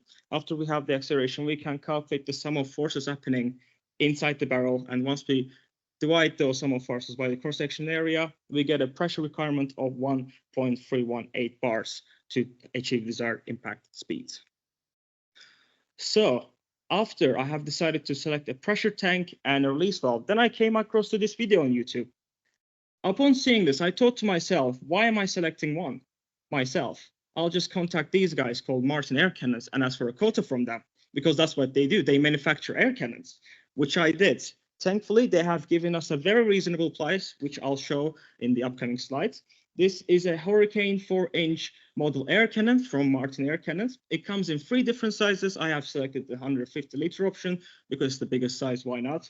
It can hold it can hold up to 6.9 bars of pressure, which is more than what we actually need. It comes with a pressure regulator, a gauge, a fast-acting solenoid valve, and they also provide us a remote fire trigger, which is needed for to safely fire the cannon during testing. So the way the cannon would actually connect to the barrel would be that we would manufacture a secondary flange in-house with a threaded inner rim. As you can see, there's a flange on the barrel. So that flange would be attached to this flange, and we would need to tap one end of the barrel, either through, thread one end of the barrel, either tapping or through lathe. So that would be a screw-on-off fit. Like I mentioned, is the concept design. We again need a laser pointer and velocity measurement device. This is a very typical laser pointer from RS Components, and that is a Doppler radar, which I decided it would be a good thing to use. Which brings to the final design. Like I mentioned, there is the Martin air cannon connects to the barrel through the nozzle. There's a Doppler radar mounted at the bottom, a laser pointer at the top. And like I mentioned, it's a very low cost, £6,700. So this is the price you have to pay to have an air cannon of your own. So this section explains the failure mode effect analysis and health and safety considerations I have used in my design. Unfortunately, I can't go into too much detail on this, which would take me another 10 minutes to explain in detail, but the main health and safety codes are given above, such as compressed air safety and safety of pressure systems. For FMEA, it was how to transfer the cannon to the test stall, how to assemble the cannon and the windscreen test runs to see what kind of failures could occur at any of those events. So the future steps of this project would be to assemble the cannon. The components, they have been ordered, but by the time of my placement with the team, I came to an end, so I handed over the project to some other graduates. Sadly, I won't be able to assemble it myself. Carry out cannon performance tests to see if you're at the right impact speed, and once that's confirmed, basically follow the standard and start testing the windscreens in both 92 and 96 tube-stock trains. Finally, this is a little video of what the testing would actually look like. This is not done by TfL, a different company. I found a video on YouTube. Which brings to the end of my presentation. Thank you for listening. If you have any questions, I'm more than happy to answer. Stephanie. There is Stephanie. So you mentioned you won't get a chance to fire the cannon which you spent designing. I wonder if there's any senior engineers at TfL that might be able to twist an arm. And I did an interview earlier with James from TfL as well about reasons to join rail and what exciting activities you can get up to in rail. And building a cannon was not on the list of exciting opportunities in rail. So if there are any questions from the floor, please do raise your hand.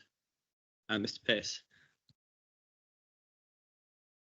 Thank you. Yeah, thoroughly enjoyed the justification of why not for some of those significant cannon decisions. But I think one of my questions was going to be, this industry is so health and safety conscious. What did the health and safety people say, / what did your risk assessment look like when you said you were going to build an air cannon? Okay, so I didn't consult with any health and safety people for this. First of all, I kind of did my own research because this was my first ever project as a graduate after coming up from university. But, well, it's a cannon in the end. So when you're firing it, you have to be very careful. You have to have kind of shields to protect people from externally getting hurt. It's a pressurized system. If there are any cracks on, for example, the cannon itself, it could go horribly wrong. So my FME analysis includes those scenarios. And well, it's provided by Martin air cannons as well. So I guess they're also kind of accountable for their design if they provide something go wrong. Okay, thank you. Like a true rail engineer. Playing someone else. Any questions from the floor? Do we have one there? Thank you. It's an interesting presentation. I suppose I've got a question about the need to build one internally rather than send the windshields off for external testing. Yeah, I suppose what were the drivers behind that? So I actually thought about this when I first joined the team. I asked the same question: why are we not just paying a company to do this for us? There are two reasons. First one, it would be the cost, because I'm talking about two fleets right now. When they are doing a sampling, I don't know what kind of sampling they do to test the windscreens or how many windscreens they need to test it. But if you imagine it's, for example, 50 windscreens, and if you price 50 windscreens, every single one, for example, 2,000, that will be 10 grand, way more. The second reason is that if we have an air cannon in our arsenal, if another fleet that comes up to us, then they ask us, oh, can you test our windscreens? Then we would be able to do it ourselves in-house instead of going to that company again and telling them, oh, can you guys do this for us again and pay lots of money. So this is the reason. It's like a long-term goal rather than a short-term one. And there's a question from Brian at the back of my scene. That's been answered. Okay. Yeah, it was more a question about the sort of horizon scanning. I'm really glad you came up with the sort of car incident, but surely the military do things like this with helicopters and airplanes. Did you research that at all? Well, I wasn't able to find too much resources online about this. The most of the stuff that I've searched on my company laptop is a bit concerning, I'm pretty sure. But yeah, no, I couldn't do. I found a couple examples of a guy making a cannon from purely PVC on YouTube, and yeah, I wasn't able to find one done by military. I'm pretty sure they are not very publicly available. I just didn't know where to look into. A bit very fair answer. And one last time, Mr. Burke Cam. Thank you.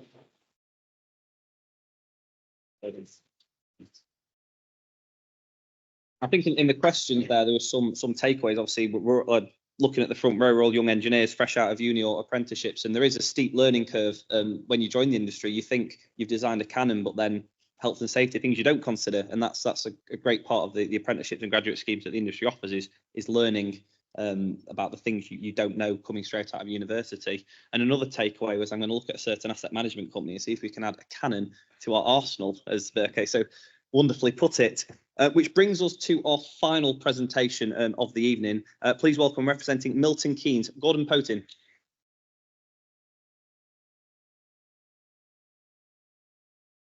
Thank you, Tom. Like I like to say, leaving the best for last. So, hi everyone, my name is Gordon Potin. I'll be, for this topic, presenting on a project I've worked on. It was the commissioning of the Edgewell 5 SSB 2102 5 slipper spreader beam, which is a attachment used on our road rail vehicles, used to assist in our track renewals. So first, a bit of background. I work for Balfour Beatty in the road plan division as a reliability engineer, looking after road rail vehicles, or RRV for short. Essentially plant machines such as take a dozer or an excavator, which is being converted to go on the railway, so you can go road and track. I do the maintenance, the reliability, so doing the compliance for those assets. These assets are predominantly used for operations such as heavy lifting, drainage works, or track renewals, and we offer the services to the likes of TfL, Rail, or CISA. So in order to assist rail track renewals on the London Underground, we wanted to introduce this attachment, the 5 slipper spreader beam, which is essentially a lifting beam composed of grabbing clamps used to pick up to 5 concrete slippers. The design was made to be used on both external environments and internal tunnel environments on the underground. It is entirely unique, first of its kind in the UK. And in order to operate it, you would have to connect it to the arm of an RV excavator, as you can see in the picture there, where it can be manipulated from the cab of the excavator.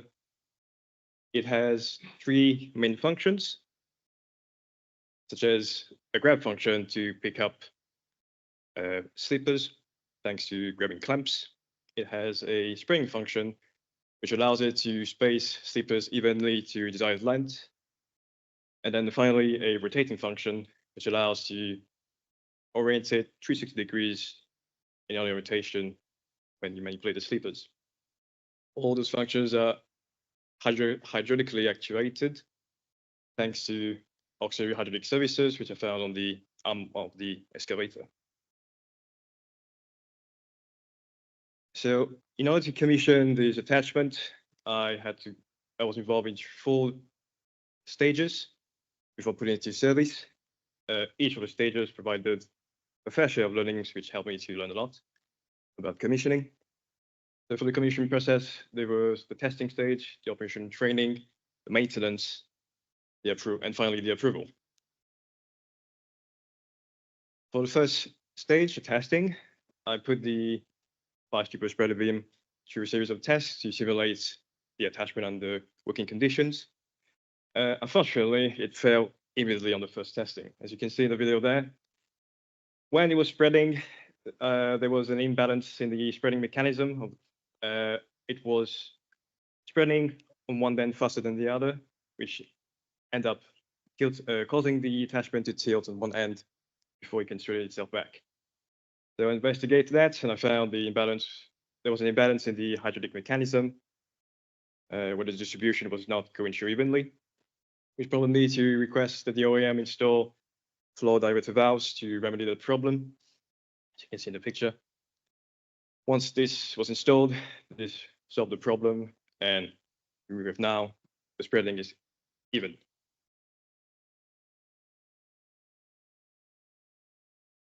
Upon further testing, I found another issue where this actuator pin, which is meant to press against a safety valve during lifting, was bent.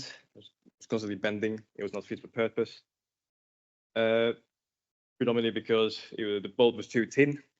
So I requested that the OEM change the M12 bolt and M16 bolt, as well as modifying the top part by adding a pad which can better contact the safety valve, so it will not be any more safety concern. So that was it for the testing. Once I deemed that the attachment was fit for purpose, I requested that a training session was organized to train our staff members to familiarize themselves in using this attachment.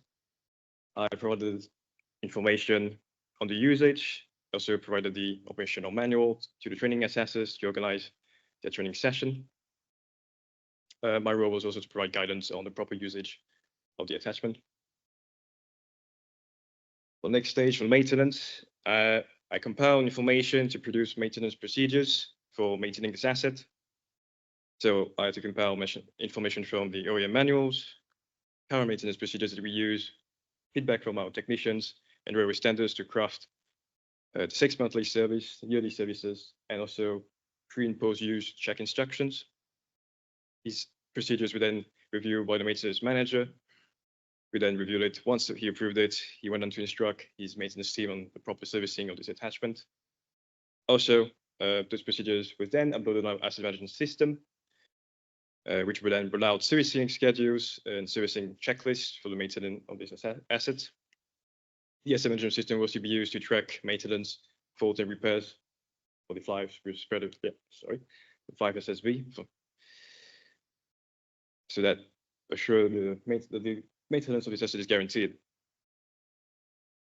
The final stage, which was the most extensive one, had me to look into where we stand. In acquiring the authorization from TfL in order to use our asset on the infrastructure. I had to review and read documents such as the S1171 and S1174, which cited all the requirements needed that our attachment needed to comply to in order to be authorized to use on the infrastructure.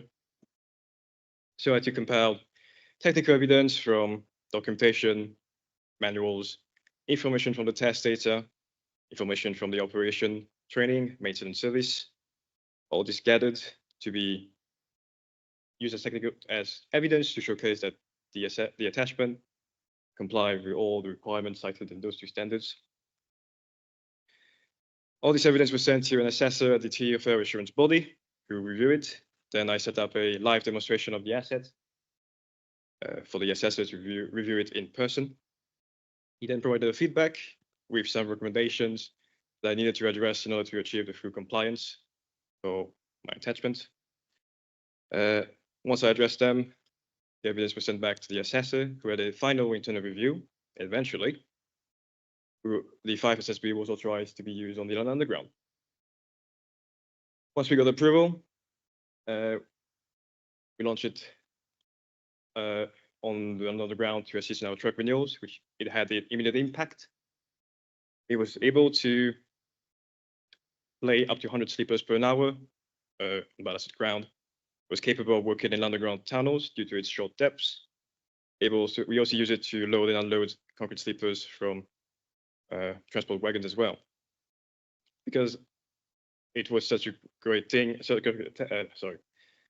Because of its impact, it helped to deliver such a safe and speedy rate of work. We're now in discussion of acquiring a version 2.0 of the 5-sleeper spreader beam. I'm in touch with the OEM, introducing an improved design and with new modifications such as isolation taps to allow single sleeper peaking, different gripping jaws to pick up different sleeper types, a new bracket for the adapter head, as well as redesigning the 5-sleeper spreader beam to offer more clearance for an easy rotation. I'm hoping to see this new version in the new year and hopefully to present it in the next year. That's it. I'll be taking questions. Thank you for listening.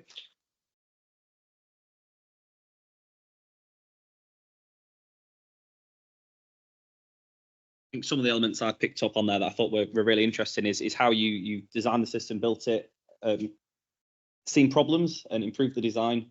And then once it's in service, you haven't just sat back and taken pride in your work. You're already looking at the second iteration on how to improve. Sorry, I forgot to mention, the design was actually provided by, we partnered with a company called Tungsten Engineering. So they provided the design and the fabrication. My sole involvement was the commissioning side, but for the version 2.0, I'm currently involved in the design. Just So 2.0 is yours, and we'll see it on the London Underground very soon, I hope. Hopefully, yeah. Yes. As we open up the question to any questions, we have one at the front from Fuzzy.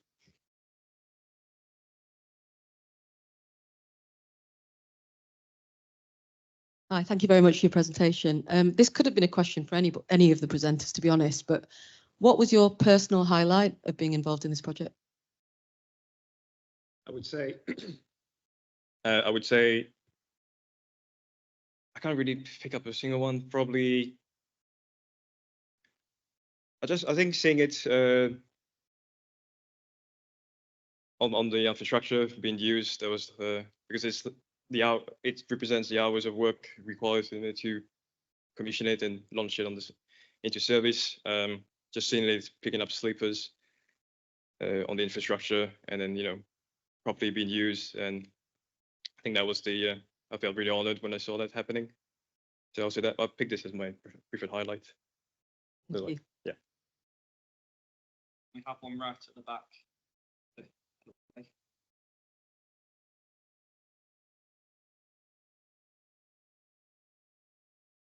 Hiya. So, as you mentioned, this is commissioned for the London Underground. Is there potential that it can maybe outreach to the rest of the regions and maybe different routes?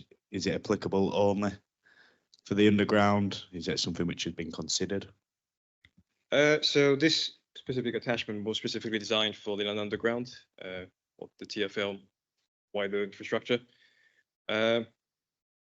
At the moment, we do mostly works for the Underground.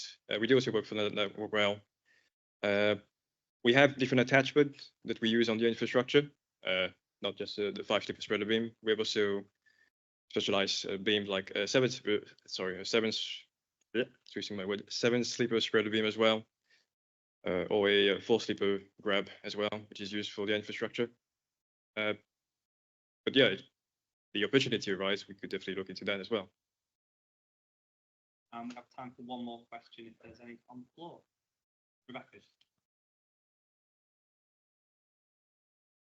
Thank you. That was fascinating. Something I've got no idea about, and particularly I've got no idea what it replaced. What was it so much better than that you were citing at the end? You mean what was the innovation from the attachment? Safer and speedier sleeper laying than what? Yes. So I didn't go into much detail, but essentially, for context, it was safer in the sense that it didn't require using. So we have a different attachment for picking up sleepers, but those attachments are too big for tunnel environments on the Underground. So obviously, it's very tight gauge on the Underground. So this piece of kit is essentially just right fitting, give us enough leeway to manipulate inside tunnels. So that's the safer side. The speedier side speedier side of it is because we can, before we would use single sleepers, attachment for single sleeper picking, which obviously is not fast, but this one can do up to 5 sleepers at once, which largely increase the speed of like linked sleepers when, for instance, you unload it from wagons or placing them on ballasted ground, for instance. Thank you. Thank you.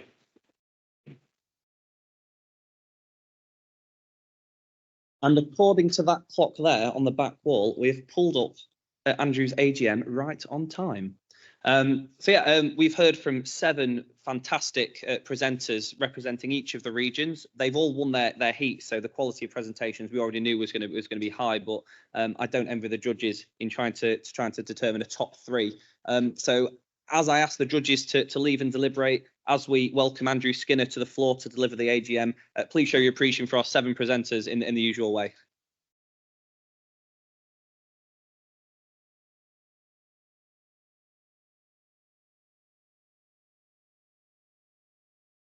As we welcome to the stage, as the slide says, Mr. Andrew Skinner, who is the Railway Division Chair, who will be delivering the AGM. Mr. Andrew Skinner.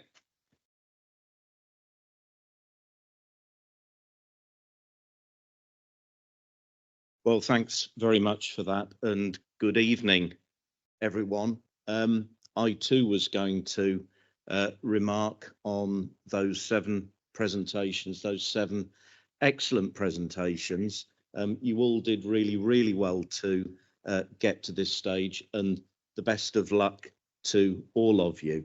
But please don't forget that these are the winners, as Tom said, from our 7 railway division centres, and there were many, many other young people that stepped up and entered the competition. It can be quite daunting to make such a presentation in front of many, many of your peers. And I know, having been to some of the centres, the standards there were really, really good. So maybe in their absence, we can just give a round of applause to all the entrants of the competition, please.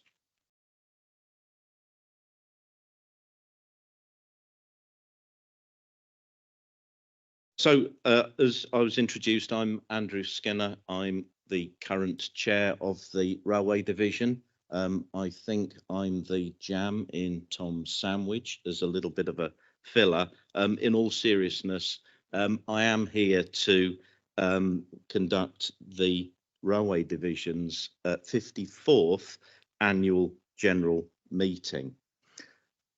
It's really only a short agenda. Some of it I'd just like to take up with a summary of our annual report. But before we get there and formalities, the first agenda item is a review of the minutes of the last meeting. Those were on display both in the foyer and in the Marble Hall downstairs. Can I ask, please, whether anyone has an issue with the way in which that meeting was recorded, or any matters arising therefrom? Thank you.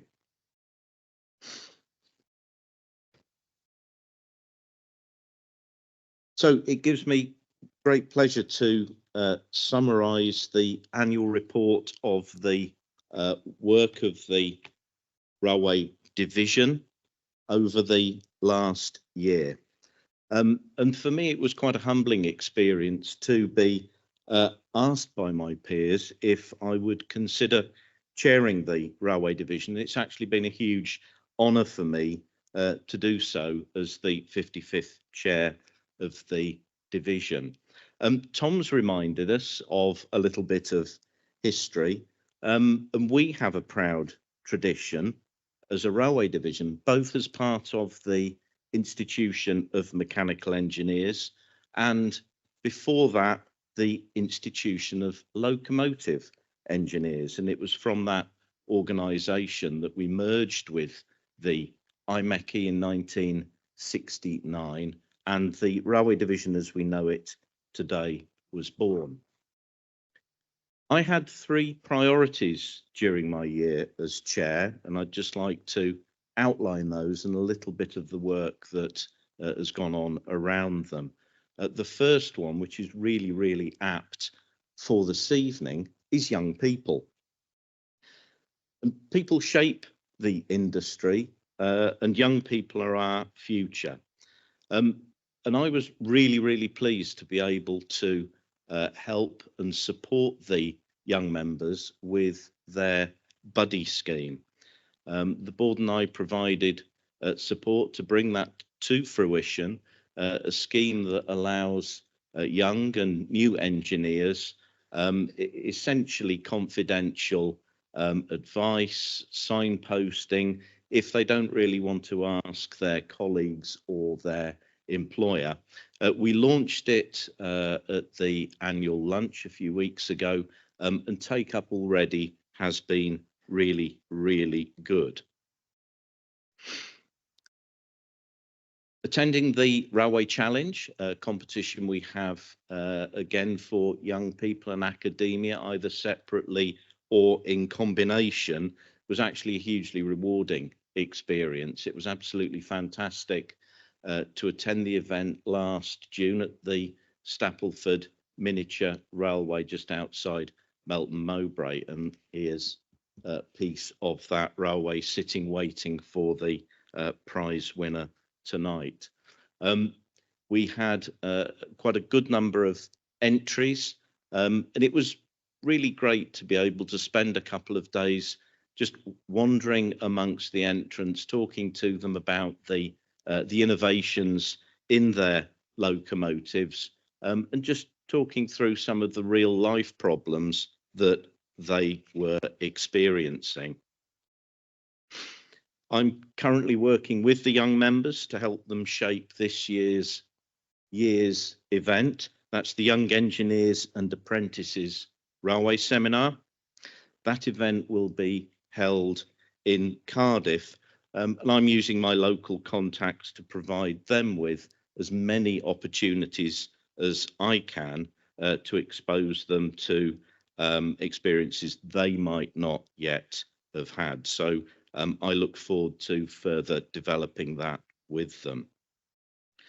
Decarbonisation was my second priority. That links nicely with the fantastic seminar that has been held during the day today. And I believe that the green credentials of rail really are our USP, and they'll be a significant contribution to the necessary drive for UK and indeed global net zero. I was keen to stress during my chair's address that rail really is the ready-made solution, and that investment in capacity will provide the ability for rail to accept modal shift of both passengers and freight, and actually act as a catalyst for economic growth and decarbonisation. And it was on that topic that I asked Jim Steer from Steer and Greengage 21 to speak at our annual luncheon. We've organised a number of events, both at HQ and within our centres, that picked up on this theme. And I was pleased to participate in the Innovation in Railway Traction Seminar in March. The Railway Industry Association have also presented their decarbonisation strategy for UK Rail to the South Eastern Centre.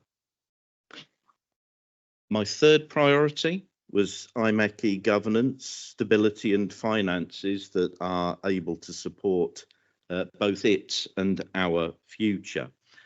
And being mindful of the reviews of the last few years of both governance and finance, I was keen to get more involved and support these work streams.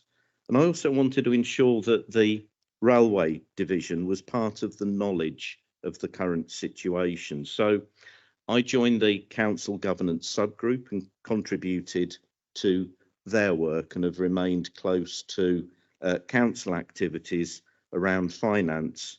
And increasingly during my year, the HQ building here in Birdcage Walk, coordinating member views to ensure that our voice as a railway division is heard.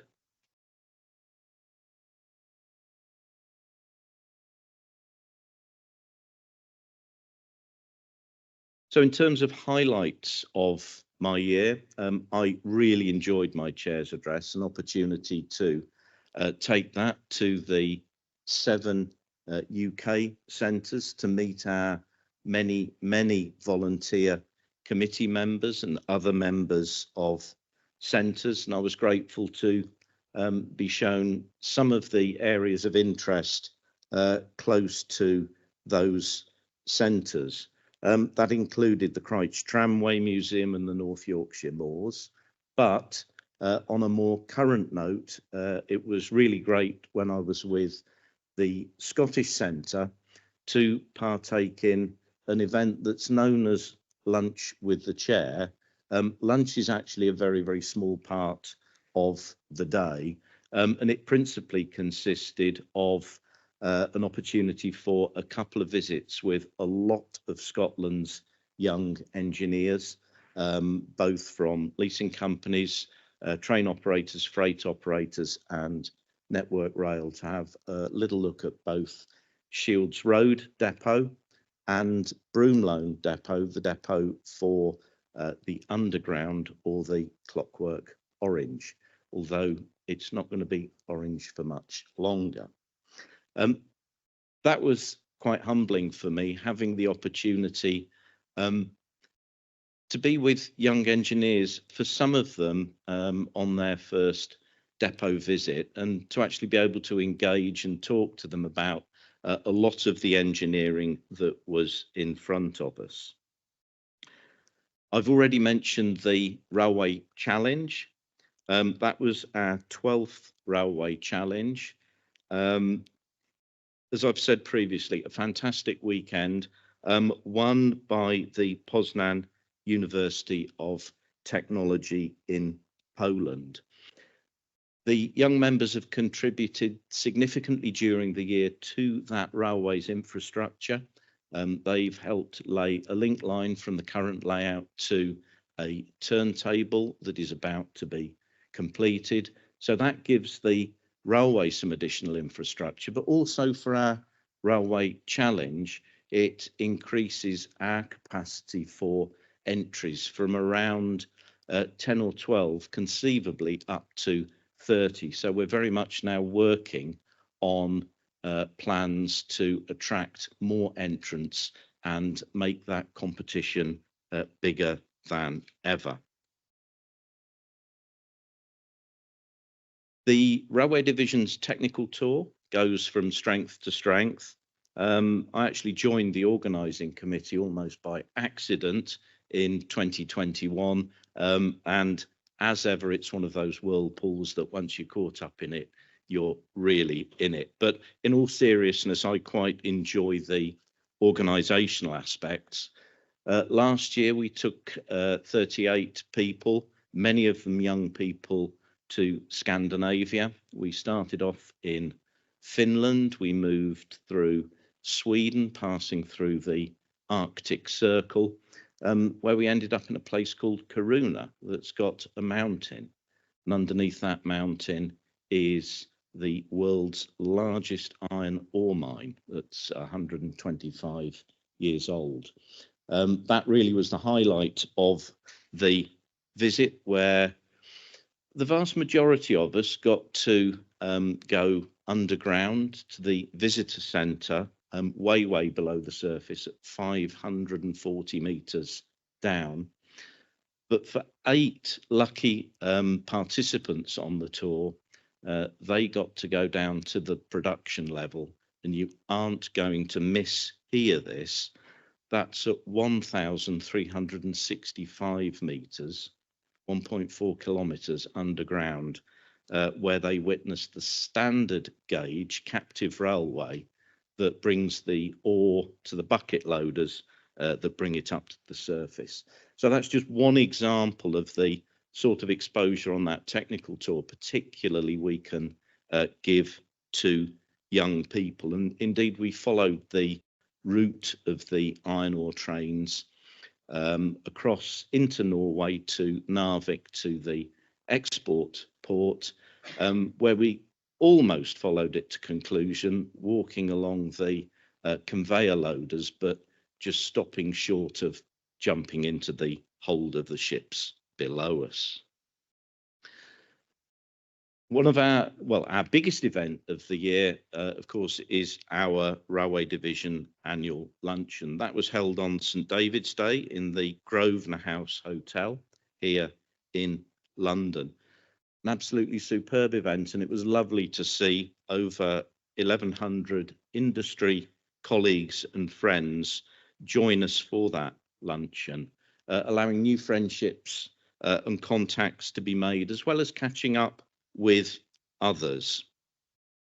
And for me, it gave me an opportunity to thank the key players in my railway career. And I was really pleased to have them with me to dine together and say thank you to them individually for their contribution to my career, a day that I shall remember forever.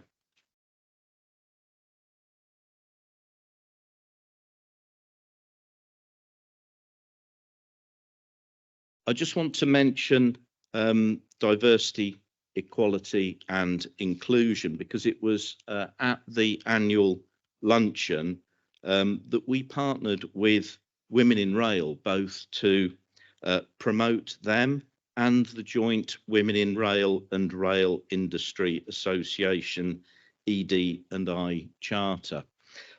We had a stand as guests entered the room, and we hope to grow that partnership in the coming year. We also undertook a demographic survey during the luncheon, which many took part in. So thank you if you did. And the purpose of that is to ensure that the luncheon is welcoming people from all backgrounds and is really representative of our engineering community. And indeed, the data that we gleaned from that, we are actively using in our planning for the luncheon next year.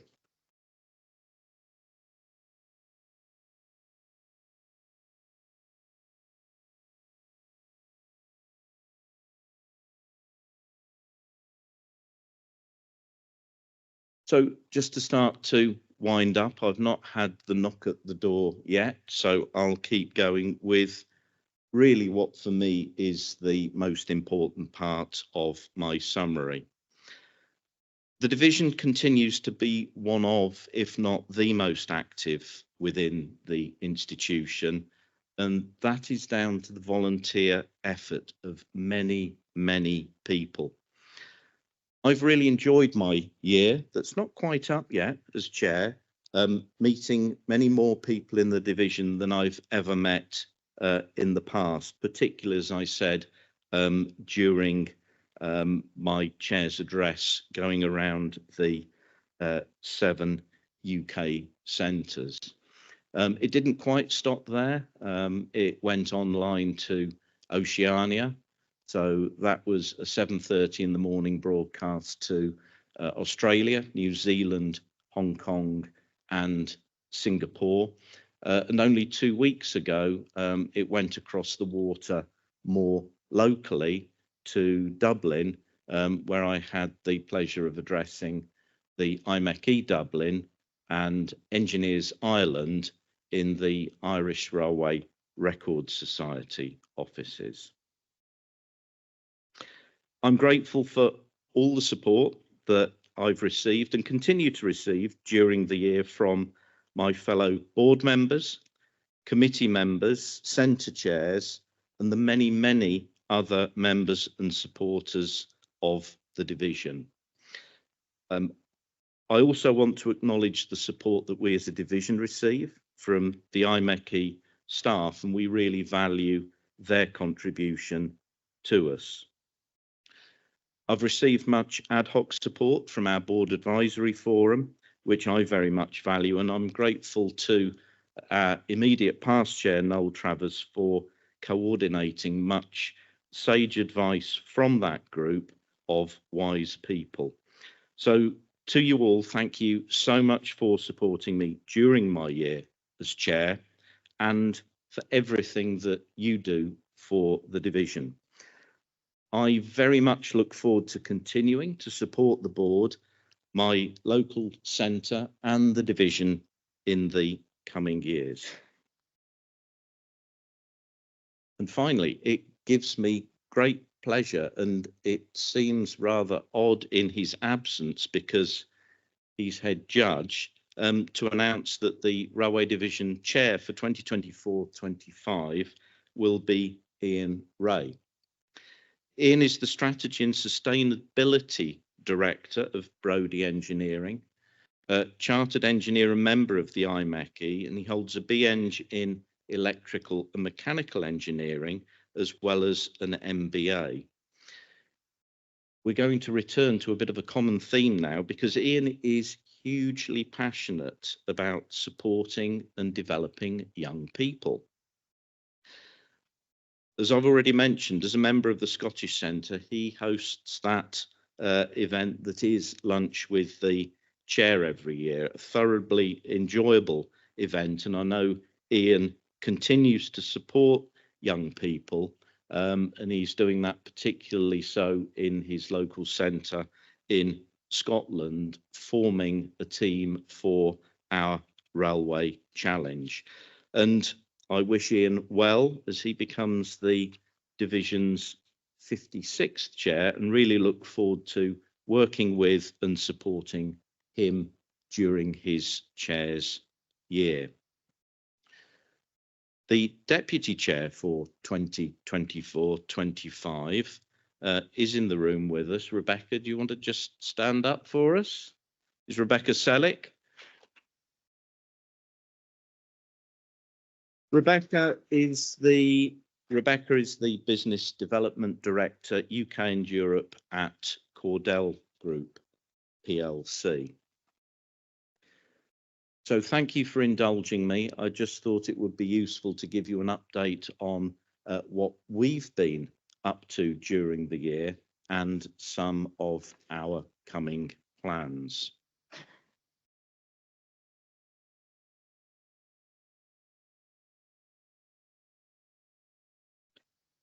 So the third and final item on the agenda are the results of the election to the Railway Division Board. I've already mentioned our chair and deputy chair for the coming year, but beyond that, it gives me great pleasure to announce two new vice chairs. They are Fazana Hampshire and Graham Taylor. We also had 3 ordinary member positions.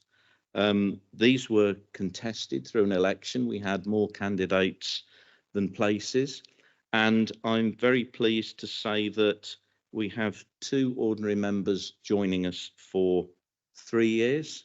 That's David Pearce, well done David, and Patricia Watkins. Patricia's part of our Midlands Centre. We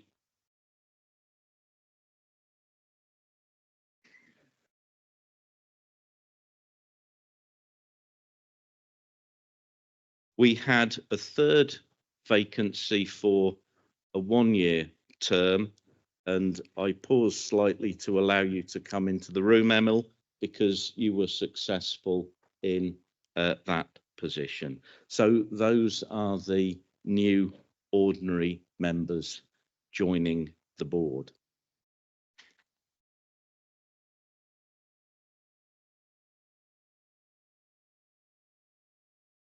So congratulations to them. I know the board will look forward to working with them over the coming sessions. That now concludes our Railway Division AGM, and the timing is working fantastically, Tom. So thank you for indulging me, and I'll pass back to you.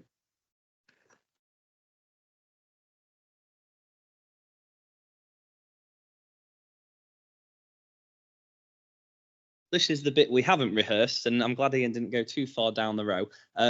We are going to announce the winners in reverse order: third place, second place, first place. If we can ask when your name is announced, nice little picture with Andrew. We have got a certificate for all entrants as something to present on the night. The top prize is £1,000 cash. It's like being on a game show. I love it. We've also got the best prize, in my opinion, the trophy, as well as the Railway Division Board has kindly donated a seat at the IMechE's annual luncheon to the winner as well. So the prizes keep mounting. Next year, you might go home with a car. So yeah, I'd like to invite our head judge, Ian, up to the stage. If you could give us a quick rundown from third place, second place, first place, and a little bit of reasoning as to why, if that's possible. Thank you. Reasons? Oh dear, oh dear. No, that wasn't in the brief. No, absolutely brilliant. All 7 is fantastic, and I think it's fantastic the fact you're doing this. Now, don't forget, although it's a bit artificial doing a presentation, when you're at a meeting, sometimes you've got something to say. Tell I need a 2-minute slot to get something across. Each and every one of you presented really well, fantastic content, and for your age, I admire the whole lot of you. So keep it going, keep doing it. You'll learn from that and you'll get better and better. So fantastic. Okay, the results, because everyone went over. In third place, we have Ethan Giles on his electrification.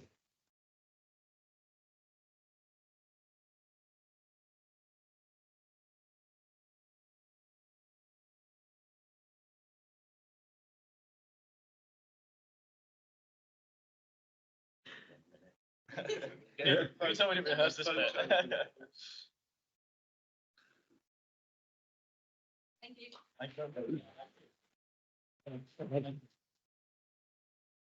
What we loved about Ethan's was there was a lot of I in it. I did this. There's a lot of detail. It's something very relevant. Something in terms of a Scotsman saving money, ticked our box. So it was a really good scheme. Came across really well. And that's the second I've heard it, and it was better the second time. So well done. Our second prize, so our second is Milkovich, sorry.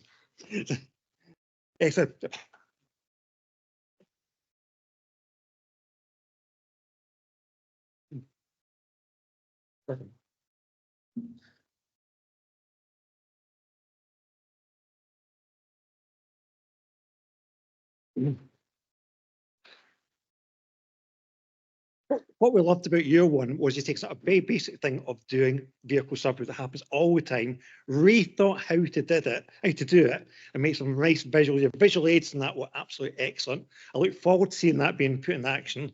And if you want any consultancy, you can do a fortune making that kind of stuff. So well done again.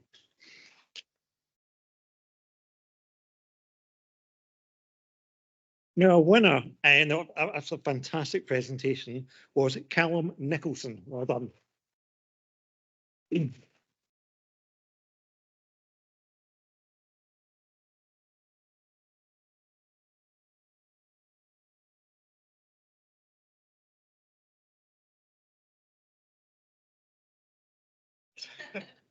right with that there, or would you rather hold that and I'll hold that? Does that work?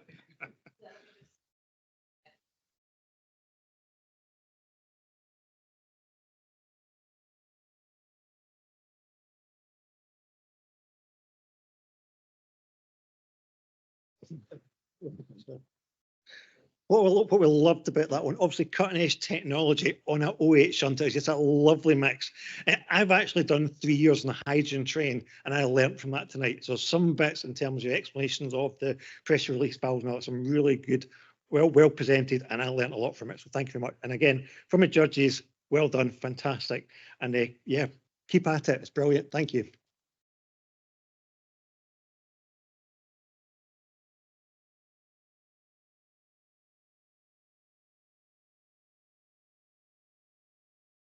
So that brings this evening to a close. A quick plug. Andrew mentioned that some members of the Railway Division, young members, are helping at Stapleford Railway. The next digging and track laying event is the 11th of May. So if you do fancy laying some track, please get in touch with any one of us. In a similar theme, if you or any young engineers in your businesses do want to be involved with the IMechE, there's a number of Railway Division young members. So if you could just pop your hand up. There's a few of us floating around. If you do want to get involved, there's a few reluctant members at the front. If you do want to get involved, it is a great organisation to be in, great networking opportunities. So please do get in touch with one of us. Search Railway Division young members on LinkedIn or on the IMechE's website. And now I am standing between myself and a glass of wine.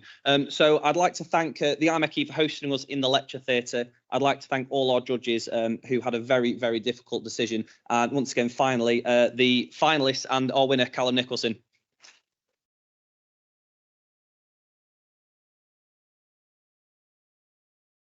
So for those of you that are able, there is a drinks reception back down in the Marble Hall. So I'll be heading there shortly. If the presenters could head to the stairs, because Ellie has instructed me we need a group photo, and we'll join you downstairs for any further questions and a general network. So thank you all for coming once again.